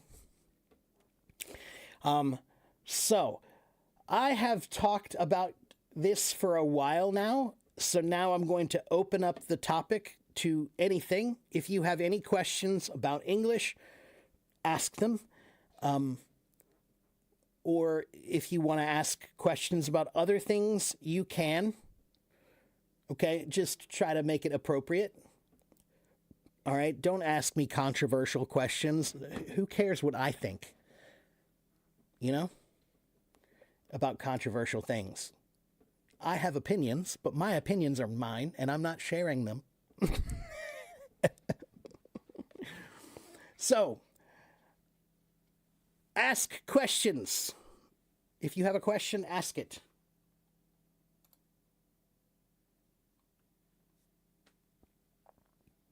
I'm waiting.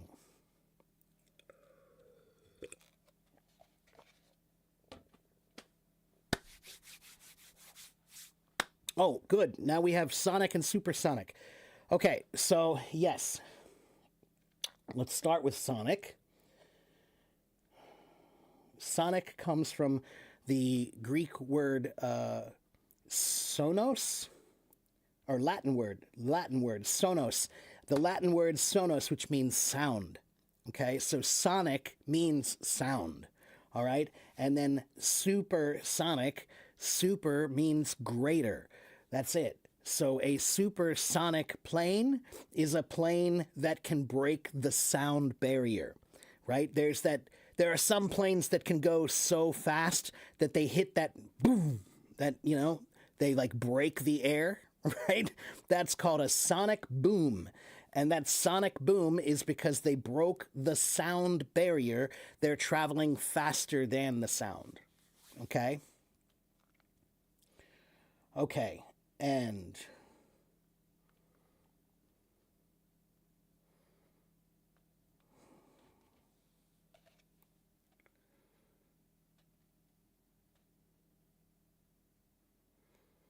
okay, one moment, please.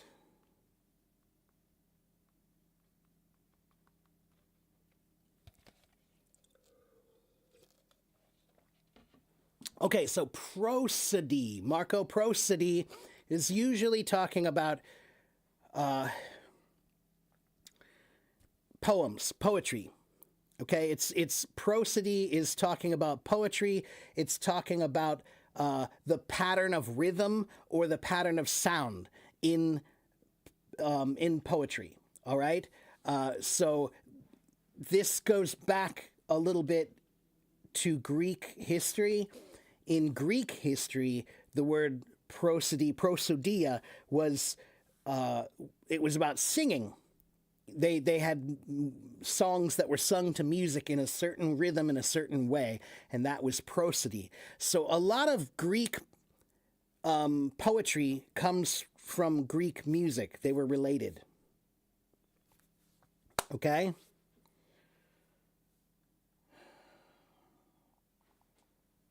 Panasonic. That's right. Yeah. Okay. And the word schmuck. You want to know where the word schmuck comes from? It's Yiddish. There are many Yiddish words. Schmuck, shlomo, shlemiel, shlemazel. Let me see. There are a bunch of them that kind of came into English language too. Okay. And schmuck just means a stupid person. I mean, that's the way we. In Yiddish, it means something a little bit differently. But in English, if you call somebody a schmuck, you're just saying, you dummy. You schmuck. What are you doing, you schmuck? It just means you big dummy. All right? I love that word. It's a great word. Okay. What's the difference between the Greek and the Roman Latin? Big difference, man. Greek is a different language. Greek is a completely different language from Latin, okay? They have a history. They're related, Waleed, but again, Waleed, for me to explain the relationship between Greek and Latin, I would have to teach you a course in Greek and Latin and Roman history. Okay, Greek and Roman history. I would have to teach you a whole course to explain to you the relationship between them. All right?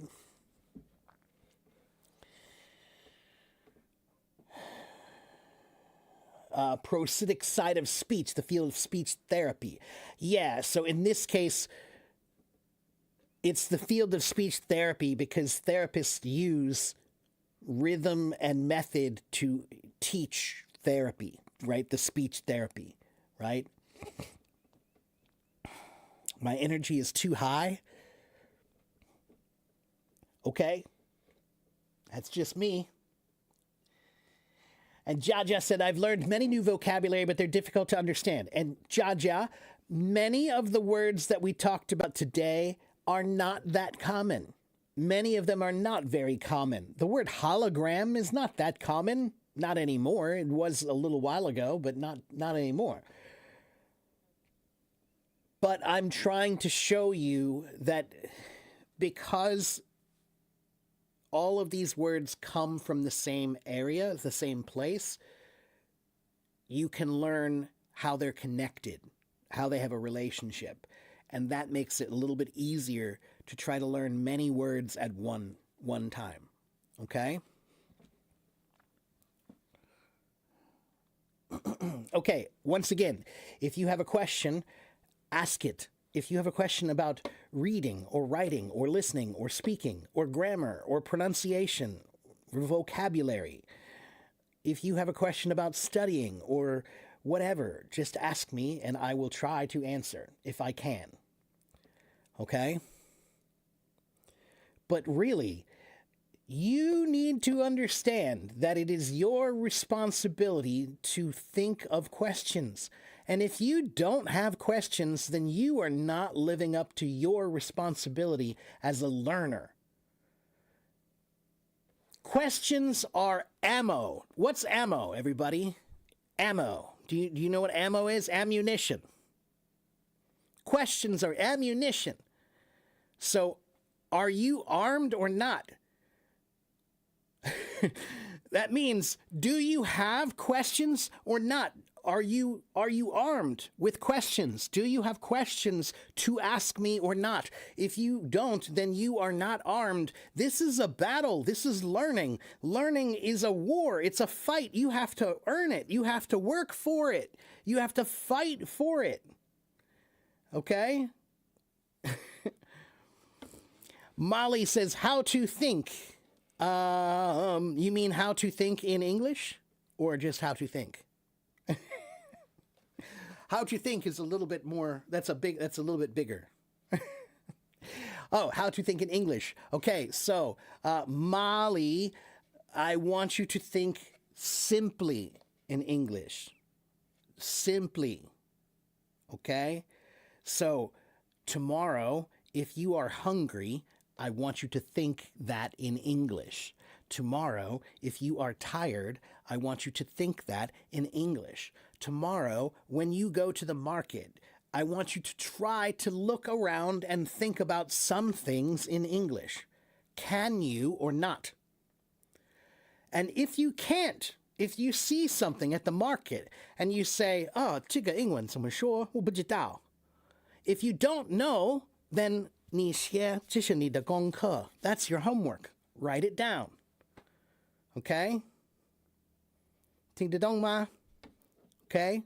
So, 每天你需要想简单的. Okay? 如果你很饿，你需要想 I'm hungry. Okay? 如果你很累，你需要想 I'm tired. Okay? That's all.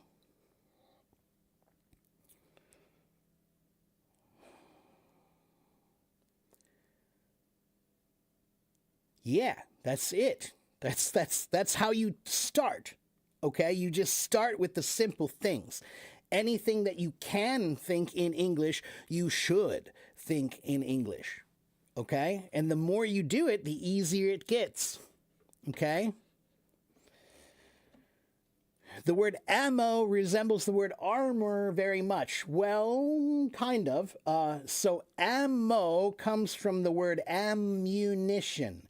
And ammunition comes from the Latin word, so it's from the French, la munition, which was ammunition, which then became, from Latin, munitionem, which meant to fortify, which means to make it stronger, to give more of something, right? That's to fortify, all right? So, yeah, the word ammo is an abbreviation of the word ammunition, and that comes from the word that means what you have, your stores, your supplies, the things that you can use to fight, to fortify your fight. Okay? But the word armor comes from the Latin word armatura, which means weapons, arms, equipment. Okay, so armor comes from the Latin word armatura, which meant the tools for war. The tools for war. Okay?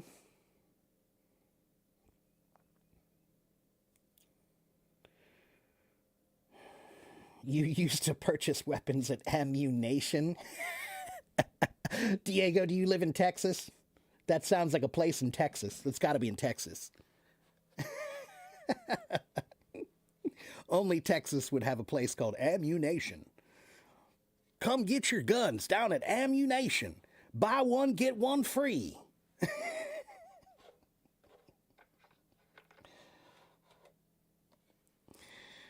Oh, that was in GTA Vice City. I should have known. I should have known. I should have known.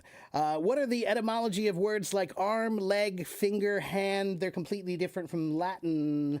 Not all of them. So, like arm, since we were just talking about armor, the word arm comes from Old German and Old Norse. And the word, it means to fit together originally. And that might be related to the Greek word arthon, which means a joint, or armus, which means shoulder in Latin. So the word arm comes from Dutch, German, Norse, Greek, Latin. That one's a really mixed one. It's very, very mixed. But it comes from the idea of a joint, right? Your arm has joints, right? Here, your wrist, your elbow, your shoulder. So the arm has joints. Okay, that's where that comes from.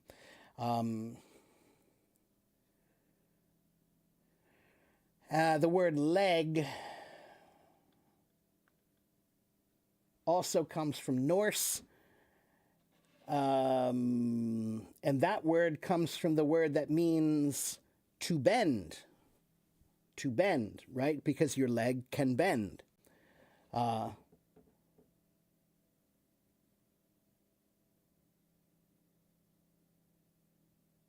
Yeah, so they think the original meaning of leg means leg. It means the same thing, the original meaning.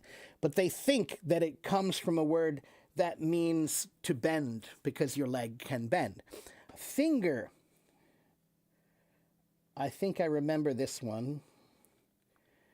Finger comes from Germanic fingras, Norse finger, meaning, again, finger. They think that the word finger may be related to a very old word that means 5, because you have 5 fingers. Okay, so yeah, a lot of those words, arm, leg, finger, hand is different. Let's see. Hand? No, okay, so this is interesting, Marco. All of those words, arm, leg, finger, and hand, all come from Old Norse, German, Old Norse, German, Dutch. Okay, so almost all of those words, in this case, all of those words, they do come from Old Norse, German, Dutch.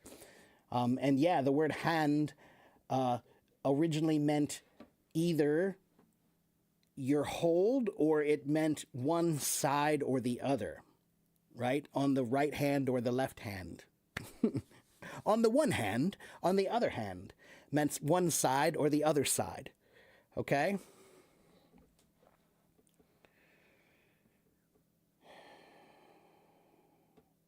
So Aya says, is it a good idea to learn two languages at the same time? And I hear this a lot. I don't know why so many people are trying to learn more than one language at the same time. That seems a little strange to me. I don't know why so many people. But Aya, people ask me, can you learn two languages at the same time? Yeah, you can learn 10 languages at the same time. You can. Is it a good idea? Maybe not, right? So if I want to walk from one city to another city, can I do it? Sure. Is it a good idea? Maybe not. Can I walk from one city to another carrying a very, very, very heavy, heavy backpack? Maybe. But is it a good idea? Probably not, right? So, can you? Yes. Is it a great idea? No. But if you have to, if you must, Aya, then I think it's critical. It's very important that you must have a very organized system of learning and study. If you are just trying to just spend some time doing Spanish and some time doing, English, no, that will not work. If you are going to learn one language, you really need a plan. But if you're going to learn two, then you need a really good plan, okay?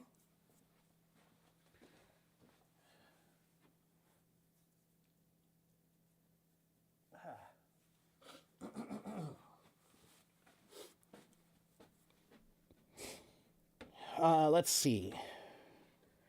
How do you think in two different languages at the same time? It's impossible. No, it's not. You just don't do it. You practice them. So you don't do them at the same time. You're right.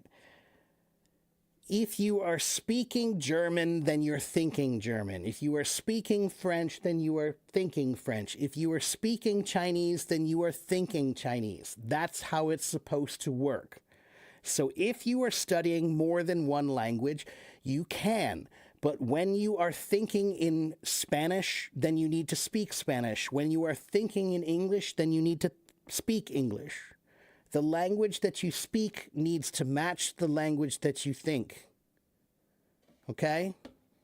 The language that you think needs to match the language that you speak.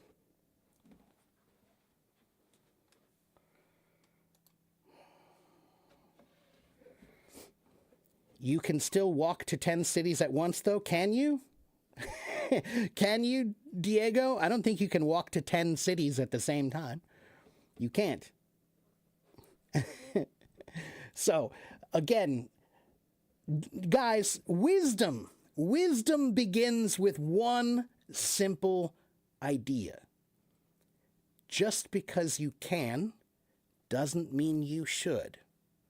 That is the most basic form of wisdom.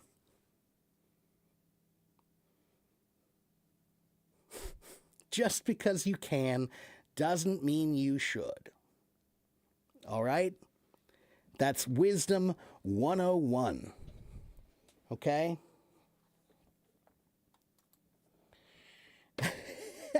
That's another way to put it. Elsa said, focus on one language at a time. That's just like having one girlfriend at once. Okay, that's another way to put it, Elsa. I like that. That's funny. I don't think it doesn't exactly work like that, but it's an interesting analogy. Okay, guys, let's see. How long have I been here? Wow, I've been here for 2 hours. I've been here for 2 hours already.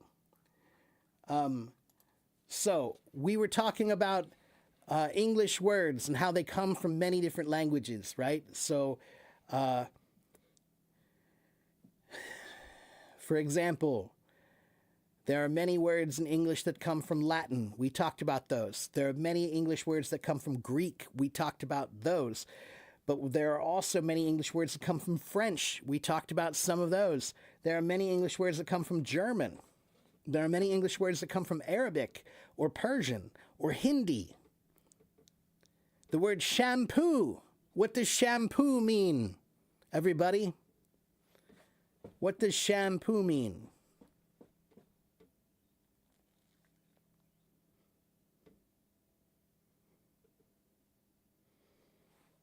Shampoo means the stuff that you use to wash your hair, right? I'm shampooing my hair, right? That word comes from Hindi. In Hindi, shampoo, the word, it means to massage. To massage in Hindi. In Farsi, you have it too. Okay, so yeah, look, lots of different words. So let's see. Let's look at English words from Hindi.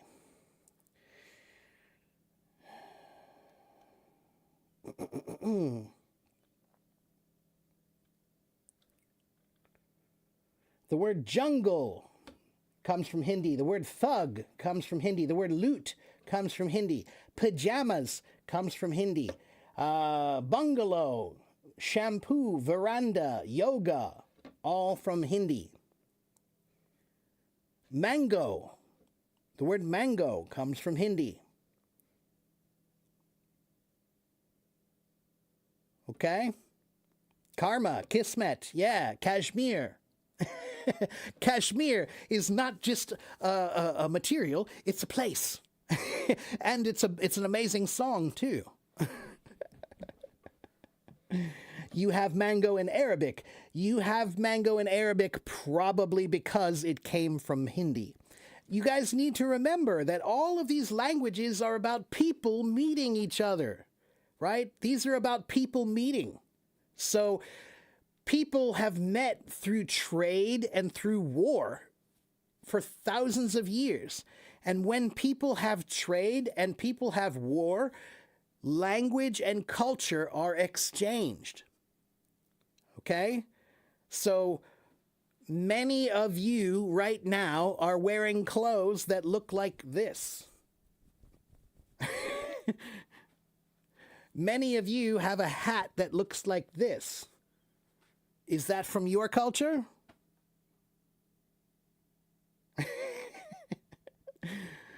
Right? You know, but if you eat in a cafeteria, if you have ever eaten in a cafeteria, that word comes from Spanish.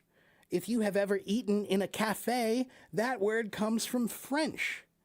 Coffee, the word coffee comes from Arabic, but it also comes from Ethiopia. That's a region, a place. That's a place in Ethiopia.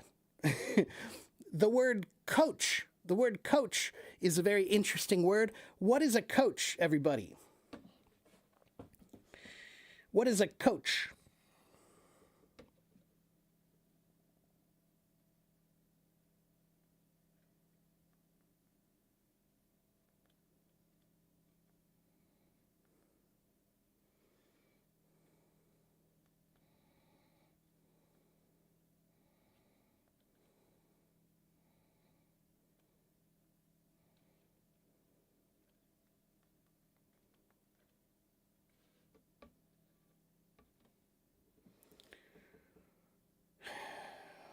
Churrascaria comes from Brazil. Yeah, sure, because that's Brazilian food, right? So coach, the word coach, a coach is like a teacher, right? It's somebody that helps you. They help you with training or they help you to achieve some goal, right? So a coach is somebody that helps you to get to your goal, right? Right? That's what a coach is, right? So where does this word come from? Have you ever heard about a stagecoach? Do you know that word?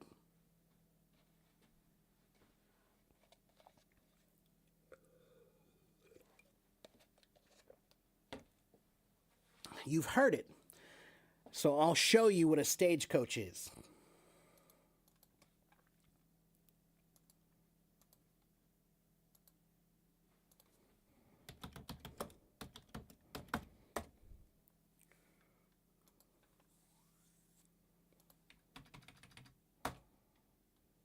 This is a stagecoach.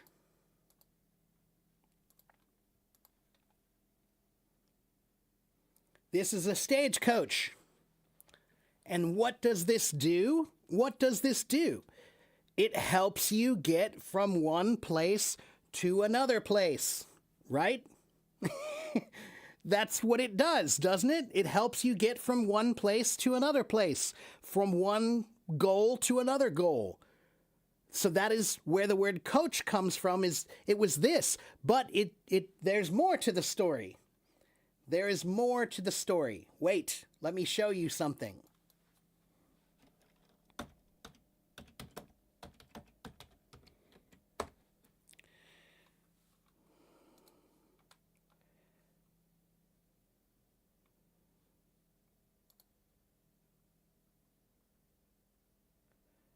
Look at this.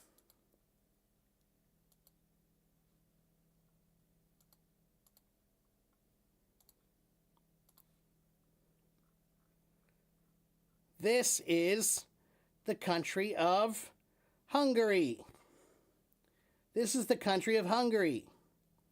Okay? And look, Hungary has this place. If I scroll down here, where is it? Where did it go?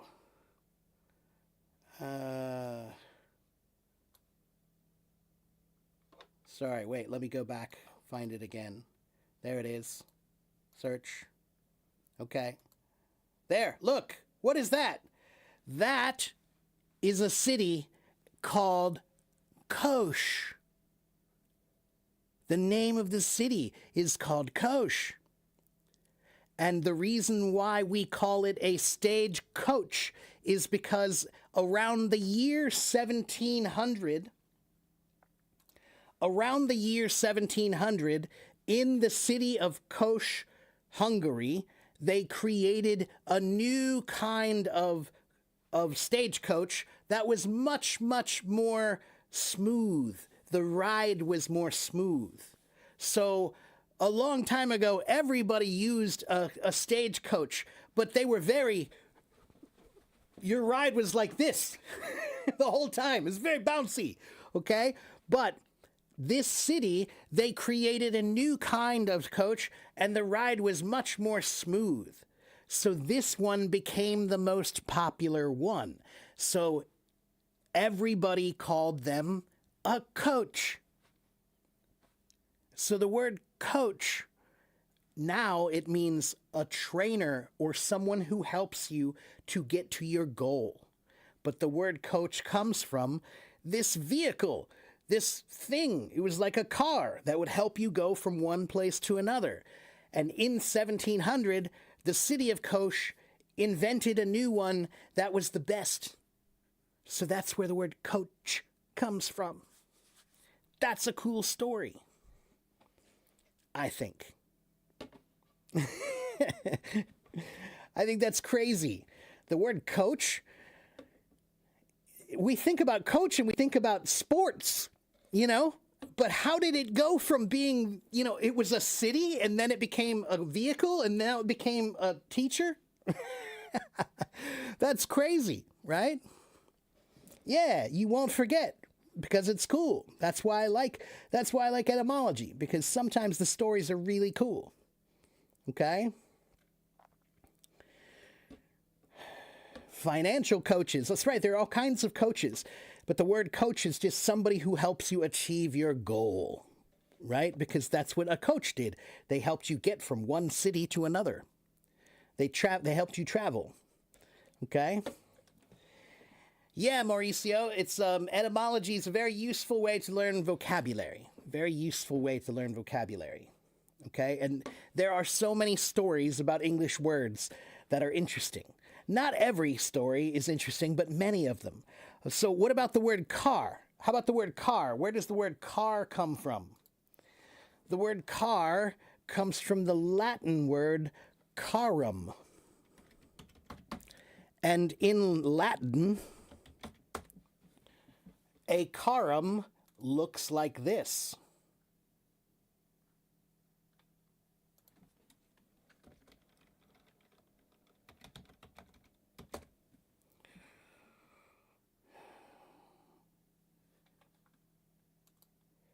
This is a carum.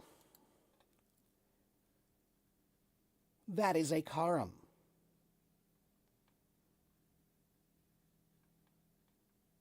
Okay, so that's where the word car comes from. All the way back from Roman times. This was their car. We have cars now too.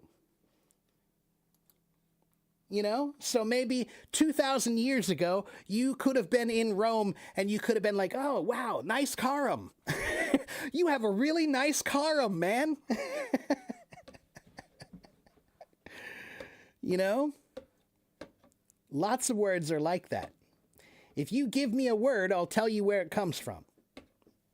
Maybe it's got a cool story. You just tell me a word. The word snow, okay, sure. Snow. Snow comes from Old English, Old German, Dutch. The word in German, it's Schnee, or in Old Norse, it's snor. Schnorr. Yeah, so the word comes from...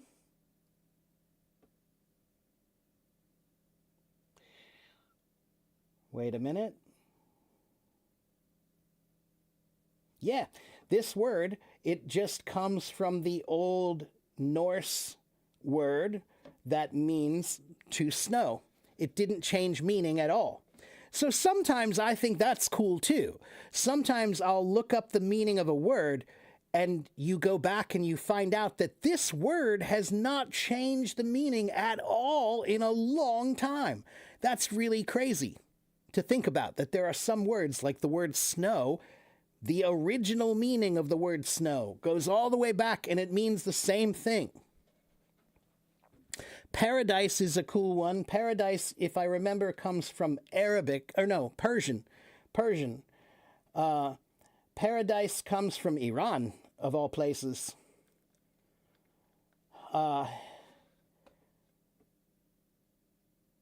It comes from the Greek word paradisos, but that comes from the Iranian source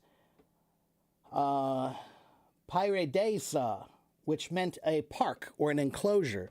So the word paradise comes from an old Persian word that means a beautiful park. A beautiful park.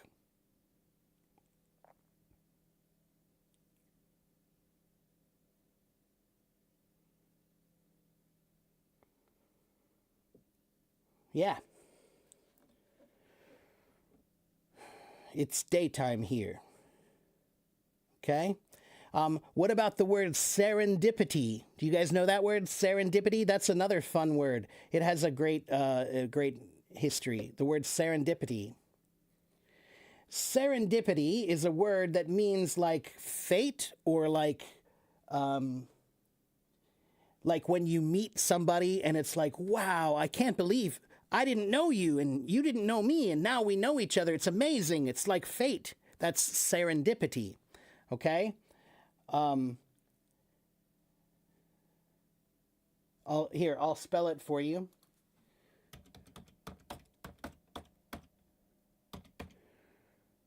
Serendipity. So serendipity is from an old story in Persian. Again, this is from Iran. They had a story. A long time ago, they had a story called The Three Princes of Serendip. The Three Princes of Serendip. This is a famous, famous old story in that part of the world. Okay? And Serendip is a place. It's Sri Lanka. A long time ago in Iran, they called the land of Sri Lanka was called Serendip. So the word serendipity comes from this story of this unexpected place that they found, this beautiful unexpected place that they found called Serendip. So when you find something beautiful that's unexpected, that's serendipity. Okay? Can I explain the difference between fate and destiny? That's a very tricky one to try to describe. In some cases, some people will use them interchangeably. It depends on the situation. They are often used interchangeably. But fate is usually, when we think about fate, we usually think about something that is inevitable, something that you cannot avoid, and something that it's like the gods have chosen for you, right? That's fate, all right? But destiny is more, it usually has a positive meaning, right? So fate could have a positive meaning, but sometimes it's a negative meaning. Oftentimes it's a negative meaning. Destiny doesn't usually have a negative meaning. It's usually a positive meaning. It's my destiny to be whatever, a teacher, you know, it's my destiny to help people, right? You don't say it's my destiny to become something terrible. You say maybe it's my fate, but not destiny, okay? And destiny is usually positive. It's a path. It's an achieved or shaped thing. And yes, it also is a place, your destination. Your destination is a place, right? So destiny is a place that it's related to the word destination, okay? Visionary. Are you asking about the word visionary? You want me to tell you about the word visionary?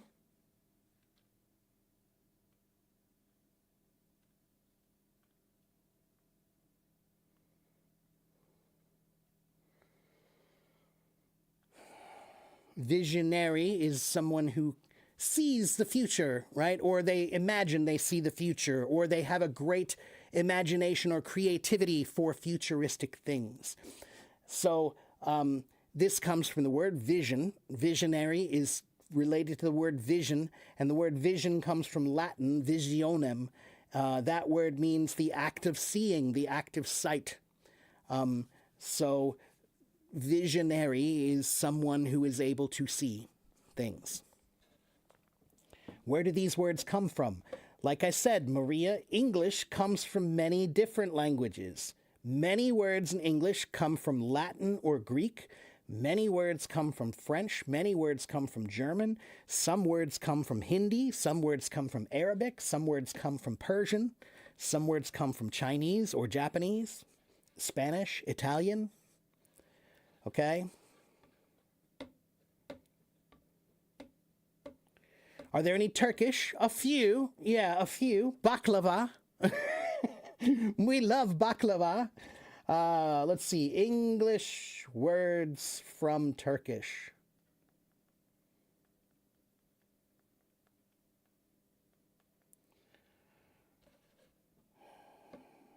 They're usually food words.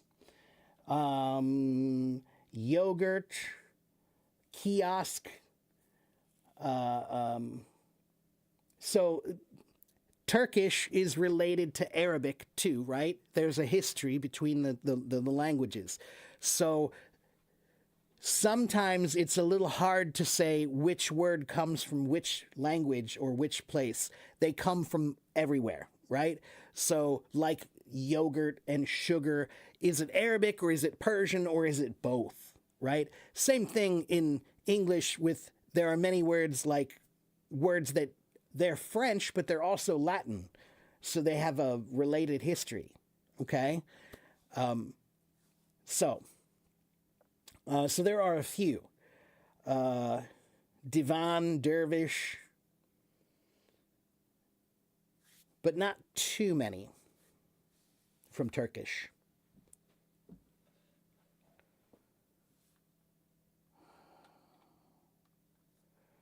What about polo? The game polo, if I remember right, let me check.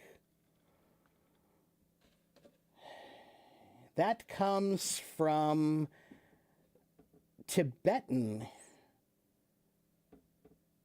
The word polo means, pulu means ball in Tibetan. So the word polo comes from the Tibetan word pulu, which means ball, because you're, hitting a ball.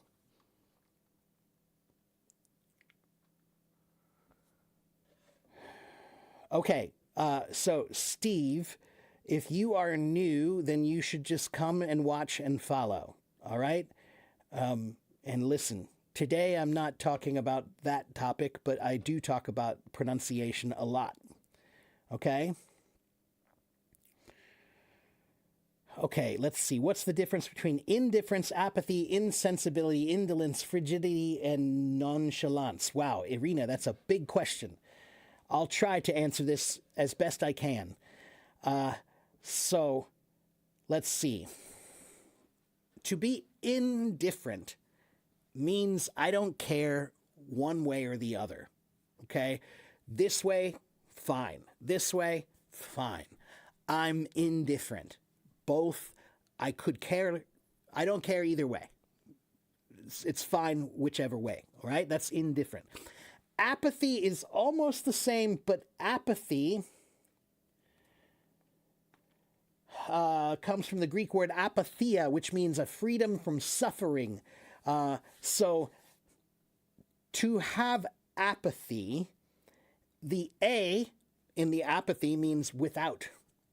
And then pathos means emotion. So to have apathy means to have no emotion, no feelings either way, right? So indifference and apathy are similar. Indifference is, I don't care this decision or this decision, they're both fine. And apathy means I have no feeling about this. I have no feeling. So it's almost the same as being indifferent. Pretty much the same. Okay. Then you said another one. Let's see. So I'm going to skip insensibility. Let's go to nonchalance. Nonchalance comes from French. Nonchalant. Let's see. So this is a funny word because many people, they think, oh, well, if we have nonchalant, then we should also have chalant.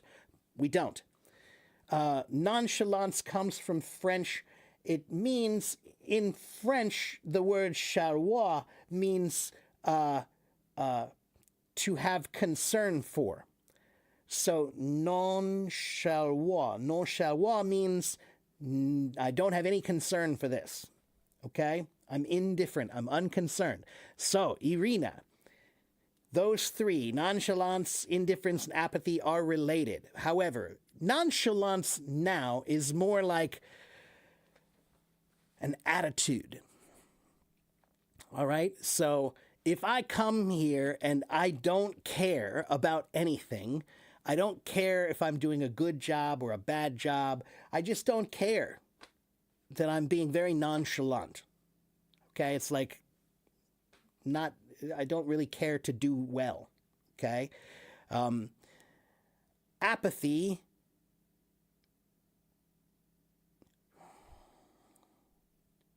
and indifference, I think that you could use interchangeably most of the time. Many, many times. Nonchalance is more like an attitude, like you kind of don't care. Okay? But sometimes in a cool way, right? So he's very nonchalant about it. It's very, like, it doesn't bother him. He's very cool about it. All right? Frigidity. To be frigid means to be cold. So frigidity means that you have cold feelings about something. Very cold feelings about something. All right? So that one is not quite the same, because to be frigid is to be cold. Frigidity is a definite feeling of coldness, right, towards something.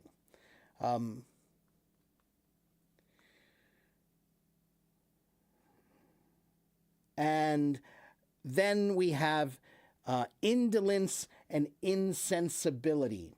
So let's look at indolence first. Indolent. So the word indolence, in this case, the in means not or without. Okay, and then the second part, dolens, comes from the word dolentum, which means suffering or grieving.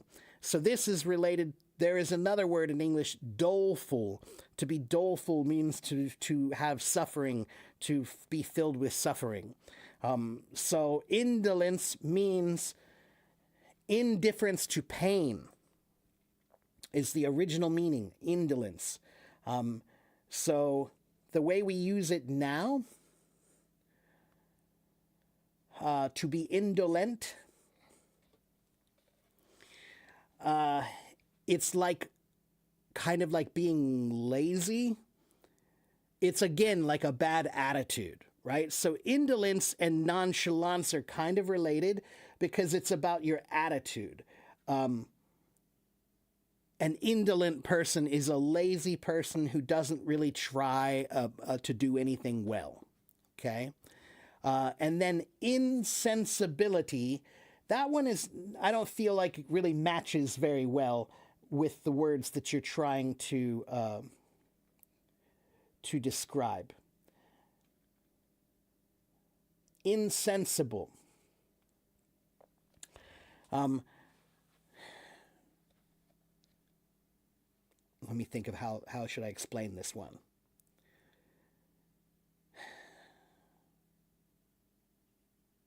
So the meaning of this word usually means that you're not capable of having a feeling or that you're not capable of perceiving sensation.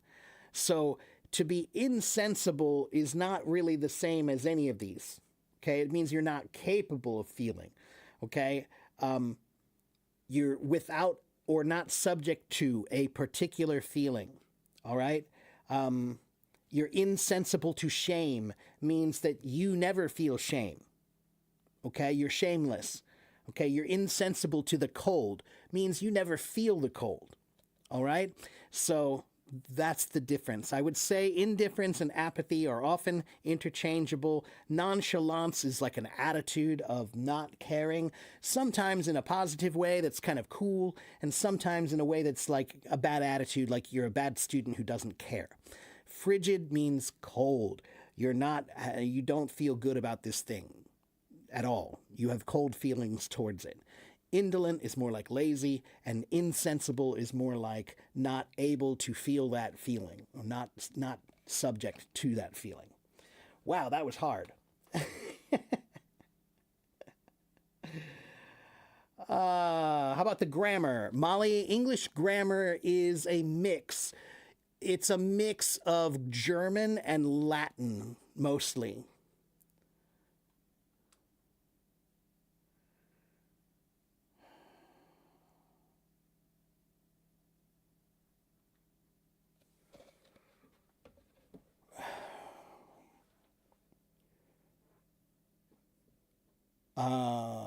Manifesting, Nisha, are you asking about that question? You want to know about that word, to manifest? What does that mean?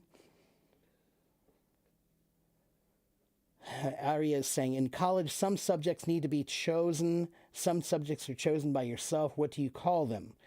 Oh, right. So we have requirements and what's the word? I just had it in my head and now I can't think of it. Extracurriculars, I think, is maybe the word. Well, it depends. If it's a class that's required for your major, then it's just a requirement, right? That's a requirement for your major. If it's not required for your major, but you choose, I want to study this, that's called an extracurricular. It means it's outside of your curriculum that you're studying for, but you just want to study it. Okay? So manifest, the word manifest it has a few different meanings and it has a long history. If something is manifest, it's something that is evident. It's something that is obvious. It's something that everyone can see and everyone can clearly understand. It is manifest. Okay? And the word manifest comes from the Latin word manifestus, which means plainly clear, apparent, evident. Okay? That comes from the word manus, meaning hand, and festus, meaning, oh, interesting. So that's just like infest, manifest. which means to be able to be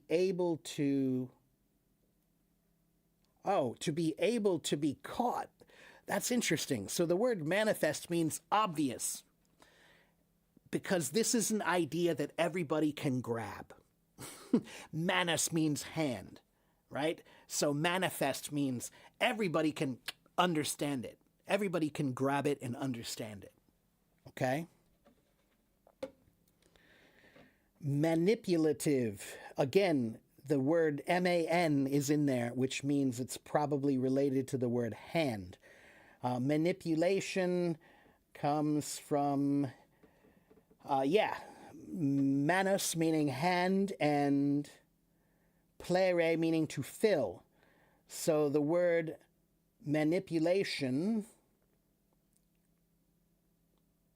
well, that's interesting. Wait a minute. Wow. So the word manipulation originally comes from mining, from digging for ore, for you're digging for salt, you're digging for copper, you're digging for something that's in the ground. And when you're digging, the word manipulation means to grab by a handful. So you take some and you put the dirt over here by a handful. So what it means is you are moving the ground. You are moving it to do what you want. So a manipulation means I am moving you to do what I want. So this word comes from digging. I'm moving the ground to do what I want. Okay?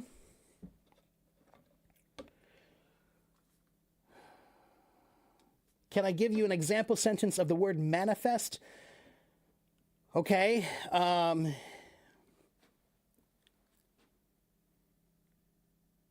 Justice and fairness should be manifest, but they aren't always.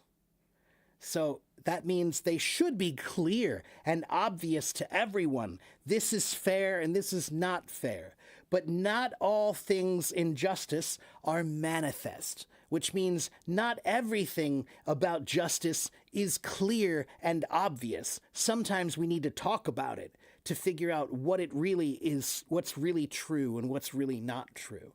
So, justice is not always manifest. It means it's not always clearly obvious. Okay?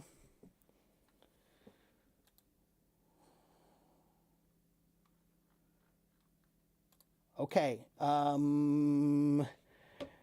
Guys, I'm getting tired. I think I'm going to call it a day. Let me check my YouTube people over here. Hello over there on my YouTube. If you haven't followed me yet, you should. If you want to learn English, you should. Here is my YouTube channel. Here is my website. And here is my blog. Take a picture of those links and follow those links. On my YouTube, you can find many videos just like this one. If you like my accent, go watch my channel. If you like my tips, go watch my channel. All I do is answer questions. I have 88,000 followers. They ask me questions and I answer them. So I answer questions about grammar and vocabulary and pronunciation and reading and writing and listening and speaking and accent and, interviews and public speaking and giving a speech and writing articles. I teach about whatever. If I can answer, then I will. If I can't, then I will say, I don't know. All right?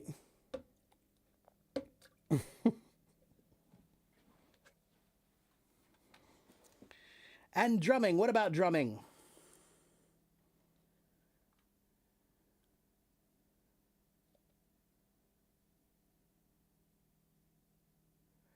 Marco said something similar is a circumvention. If you mean like manipulation, then circumvent is somewhat like that, but not exactly. To circumvent something means to go around something to avoid the problem, right?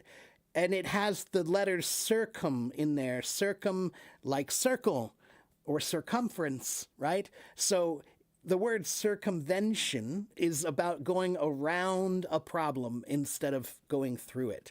Manipulation is about moving one thing to do what you want. Okay? All right. Can I recommend any novels to read? I can recommend lots of novels to read, but I don't know you. So just because I like a book doesn't mean you will. All right? So Maury, novels are something that you should find. Do you know what I miss, everybody? I miss bookstores. Do you know why I miss bookstores? When I was a boy, I would go to the mall and we would walk around the mall and just look around and, window shop, right? But I loved to go to the bookstore because when I went to the bookstore, it was like a treasure hunt. I know there's a good book in here. I know there's one good book that I really want in this store. And now I have to go find it. So I go in there and I look at the books and I read a page or two and I say, oh, not this one. I read another one, not this one. But then I read, this one. Right? So if I tell you what to read, then I am taking that away from you. And I don't want to take that away from you. Finding a book that you like is like finding treasure. Go find your own treasure. Go find the treasure that you like. Your treasure and my treasure are not the same. Okay? Just because I like it doesn't mean you will. All right? Find your own treasure. Okay?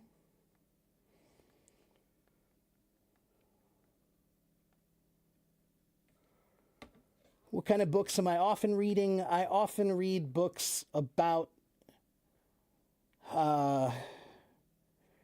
learning, about language, about history, about science. Yeah, mostly those. Okay? And Irina says I recommend books by Victor Hugo. Sure. Yeah. Les Miserables, right? The Hunchback of Notre Dame. But, Irina, I will say that those are classics, but they're a bit old. They're classics, but they're a bit old.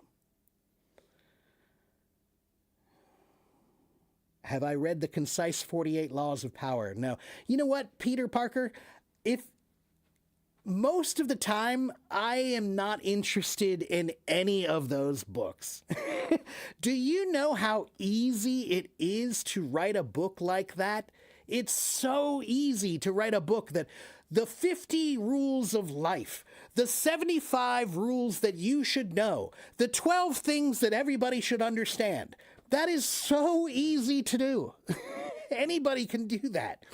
But most of the time, it's not that useful, in my experience.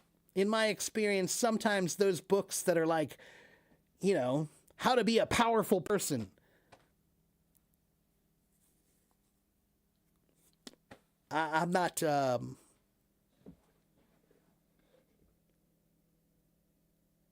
most of the time, I think those books are just marketing.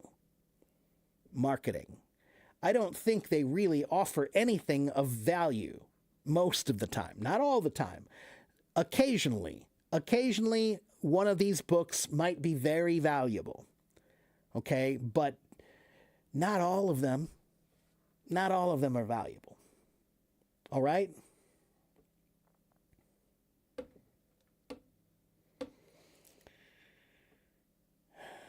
Okay.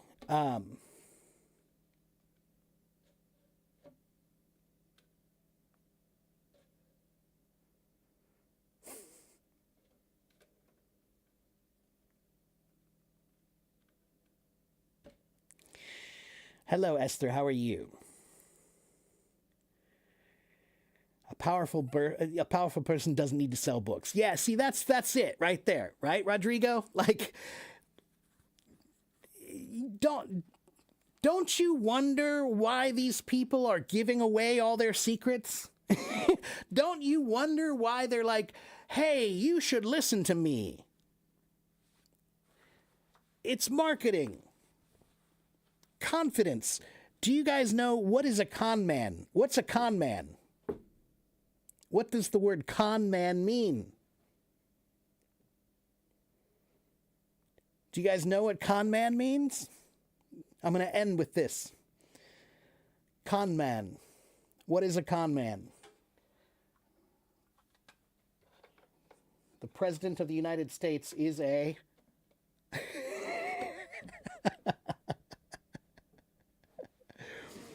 a con man. A con man means a person who tricks you. They tricked you. They con people. And what does con mean? Con man means confidence man.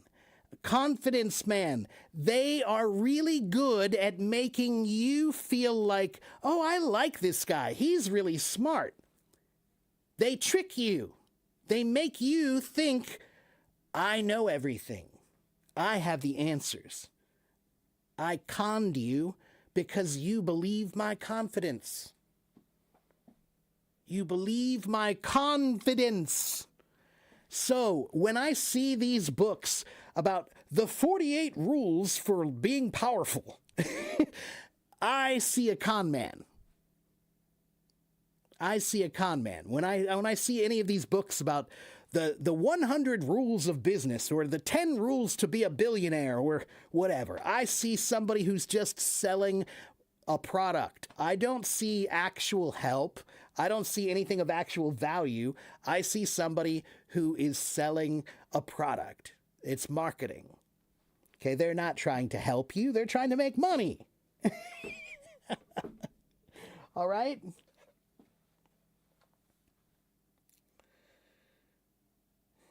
Okay, guys, it's time for me to go. It's time for me to go. So I am here Monday, Tuesday, Wednesday, Thursday, Friday. Monday, Tuesday, Wednesday, Thursday, Friday. I'm here. I am usually here in the morning around 9:30 or 10:30 my time. I don't know what time that is in your part of the world. I don't know. You have to figure that out, okay? So my city is the same time zone as New York City. So in the morning in New York City, around 9:30 or 10 o'clock or 10:30 in the morning in New York City, that's when I'm here. And I'm usually here for between 1 hour and 3 hours. Today, it's been 2 hours and 46 minutes. Okay? I have been on Hello Talk for more than 12 years. I have about 89,000 followers around the world. I am a certified English teacher. I have been teaching probably longer than you have been alive, for most of you. Okay? All right, that's going to be it for me. I'll see you guys tomorrow, okay? So have a good morning, have a good afternoon, have a good evening wherever you live in the world, and come back and see me again tomorrow, okay? Bye.